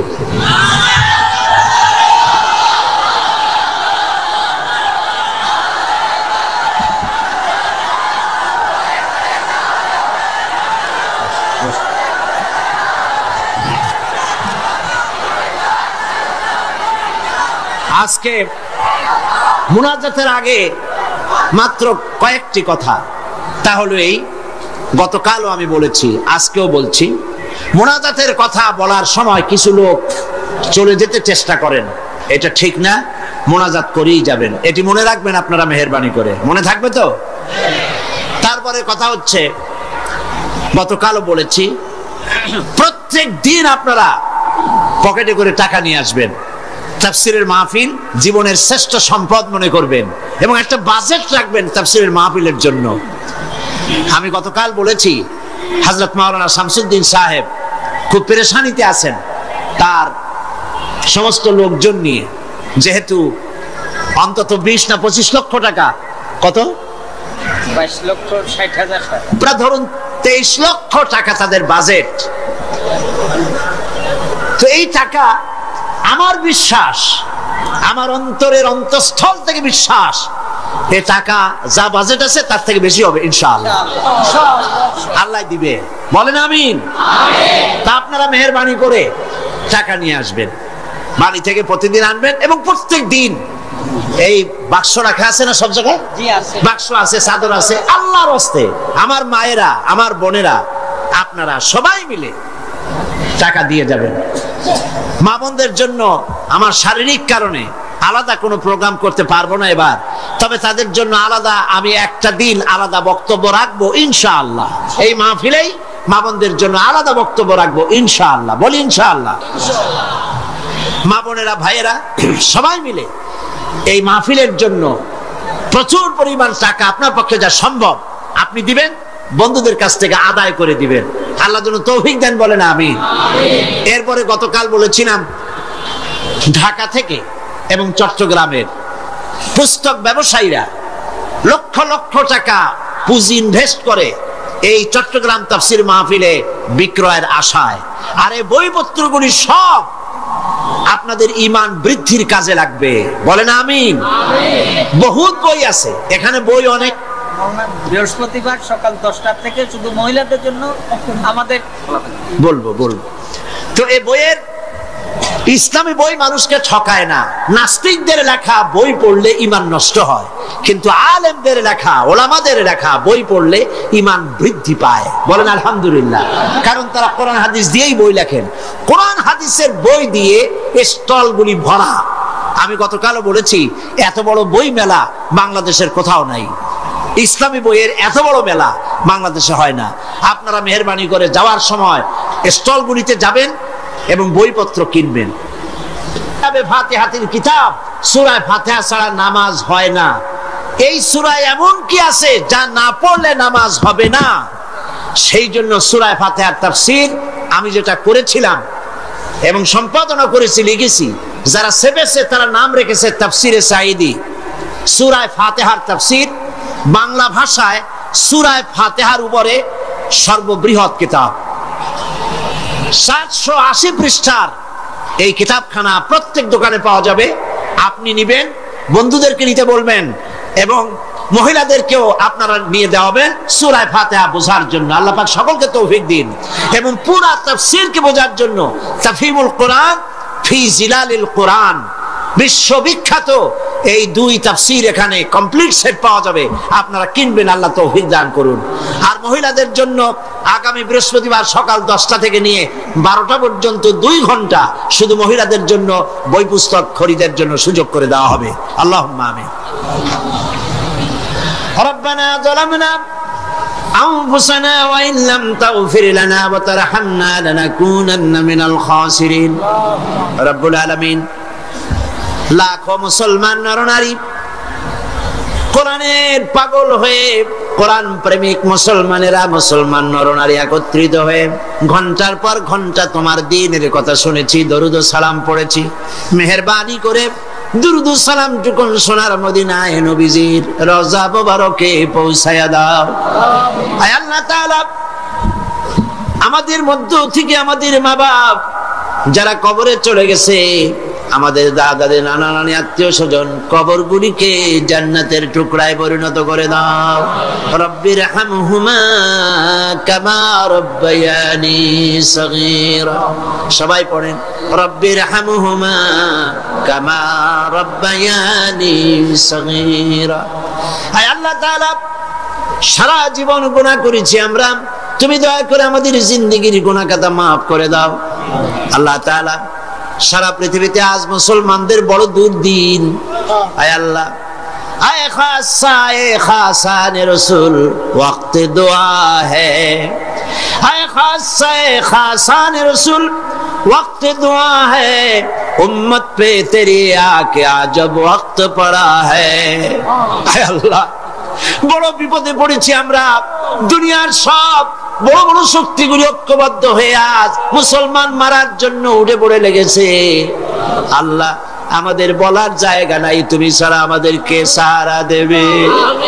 রব্বুল আলামিন, গুনাহ করেছি ঠিক, আমরা গুনাহগার তাও স্বীকার করি, তবু একটা ভালো পরিচয় আমাদের আছে। এই ভালো পরিচয়টা হলো আমরা তোমার হাবিবের উম্মত। আমিন। এতটুকুন কারণে হলেও নবীজির সদকায় আল্লাহ তুমি দয়া করে দুনিয়ার মুসলমানদের বিপদ থেকে বাঁচাও। আয় আল্লাহ, দুনিয়ায় যেখানে যা কিছু ঘটে, সন্ত্রাসী ঘটনা, বোমা বিস্ফোরণের ঘটনা, যেখানে যা কিছু ঘটে, আল্লাহ দুনিয়ার কাফেররা ঐক্যবদ্ধভাবে সেই দোষ আমাদের মাথায় চাপায়।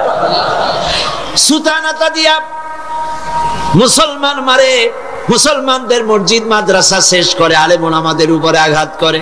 আল্লাহ তুমি দয়া করে মুসলমানদেরকে সাহারা দাও। রব্বুল আলামিন, দুনিয়ার সব মুসলমানদের উপরে তোমার রহমত নাজিল করো।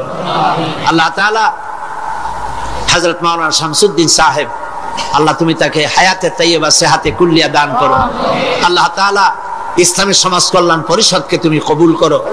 আল্লাহ তাআলা হযরত মাওলানা মুমিনুল হক চৌধুরী সাহেব, আল্লাহ তাআলা সারা জীবন ইসলামের খেদমত করে করে বার্ধক্যে উপনীত হয়েছে, তার প্রতি তুমি রহম করো। সব ইসলামী আন্দোলনের নেতা কর্মীদের উপর রহম করো। আল্লাহ তাআলা 4 দলীয় ঐক্য জোটকে, এই ঐক্য জোটের ঐক্যকে চিরস্থায়ী করে দাও, ঐক্যকে মজবুত করে দাও। যারা ঐক্যে ফাটল ধরাতে চায়, আল্লাহ তুমি তাদেরকে হেদায়েত করে দাও। আল্লাহ এই দেশটা একদিন এই দেশে কোরআন সুন্নাহর আইন দিয়ে পরিপূর্ণ ইসলাম চলছে, এই দৃশ্য আমাদেরকে দেখাই দিও মাগো। রব্বুল আলামিন কোরআনের তাফসীরের মাহফিল চট্টগ্রাম, আল্লাহ তাআলা এই তাফসীরের মাহফিলের ক্যাসেট সারা পৃথিবীতে ছড়িয়ে যায়।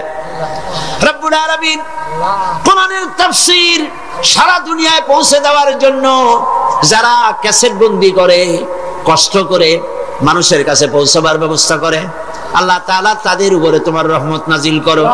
সারা দুনিয়ার মুসলমানদের জন্য হেদায়েতের জরিয়া বানায়া দাও। আয় আল্লাহ তাআলা, আমরা থাকবো না, আমরা যারা আছি আমরা থাকবো না, কিন্তু তাফসীরের মাহফিল কিয়ামত পর্যন্ত চট্টগ্রামে স্থায়ী করে দিও রব্বুল আলামিন। বহু টাকার প্রয়োজন, আল্লাহ তাআলা তোমার ধনাঢ্য ব্যক্তিদের দিল খুলে দাও। যারা এই মাহফিলের সাথে শত্রুতা পোষণ করে তাদেরকে বন্ধু বানায় দাও। যারা ভুল বুঝে দূরে দূরে থাকে তাদেরকে আমাদের ভাই বানায় দাও। আল্লাহ তাআলা সকলের দিল কোরআনের দিকে, আলেমদের দিকে মুহাব্বত ভরে দাও। আল্লাহ হিংসা কমায় দাও। আলেম দেখলে যাদের গা জ্বলে ওঠে, নাম মুসলমান, আলেম দেখতে পারে না, মাদ্রাসা সহ্য করতে পারে না, আল্লাহ তুমি দয়া করে তাদের হেদায়েত নসিব করে দাও। আল্লাহ তাআলা আমাদের আরেক ভাই হযরত মাওলানা লুৎফুর রহমান সাহেব, আয় আল্লাহ তাআলা সেই জওয়ান অবস্থা আমি তারে দেখেছি, আজ তিনিও আমার মতো, আমরা একই পথের পথিক, তিনিও আজ বার্ধক্যে উপনীত হয়েছেন। আল্লাহ কোরআনের খেদমত সারা জীবনের তুমি তার কবুল করে নাও। কোরআনে কারীমের তাফসীরের খেদমত যারা করতেছেন, অনুবাদের, লেখার, বলার খেদমত যারা করেন, আল্লাহ তুমি তাদেরকে কবুল করে নাও। রব্বানা তাকাব্বাল মিন্না ইন্নাকা আনতাস সামিউল আলিম ওয়া তুব আলাইনা ইন্নাকা আনতাত তাওয়াবুর রহিম। সুবহানা রাব্বিকা রাব্বিল ইজ্জাতি আম্মা ইয়াসিফুন ওয়া সালামুন আলাল মুরসালিন ওয়ালহামদুলিল্লাহি রাব্বিল আলামিন। ওয়া জাল আখিরা কালিমাতিন ইনদাল মাউত লা ইলাহা ইল্লাল্লাহু মুহাম্মাদুর রাসূলুল্লাহ। আসসালামু আলাইকুম।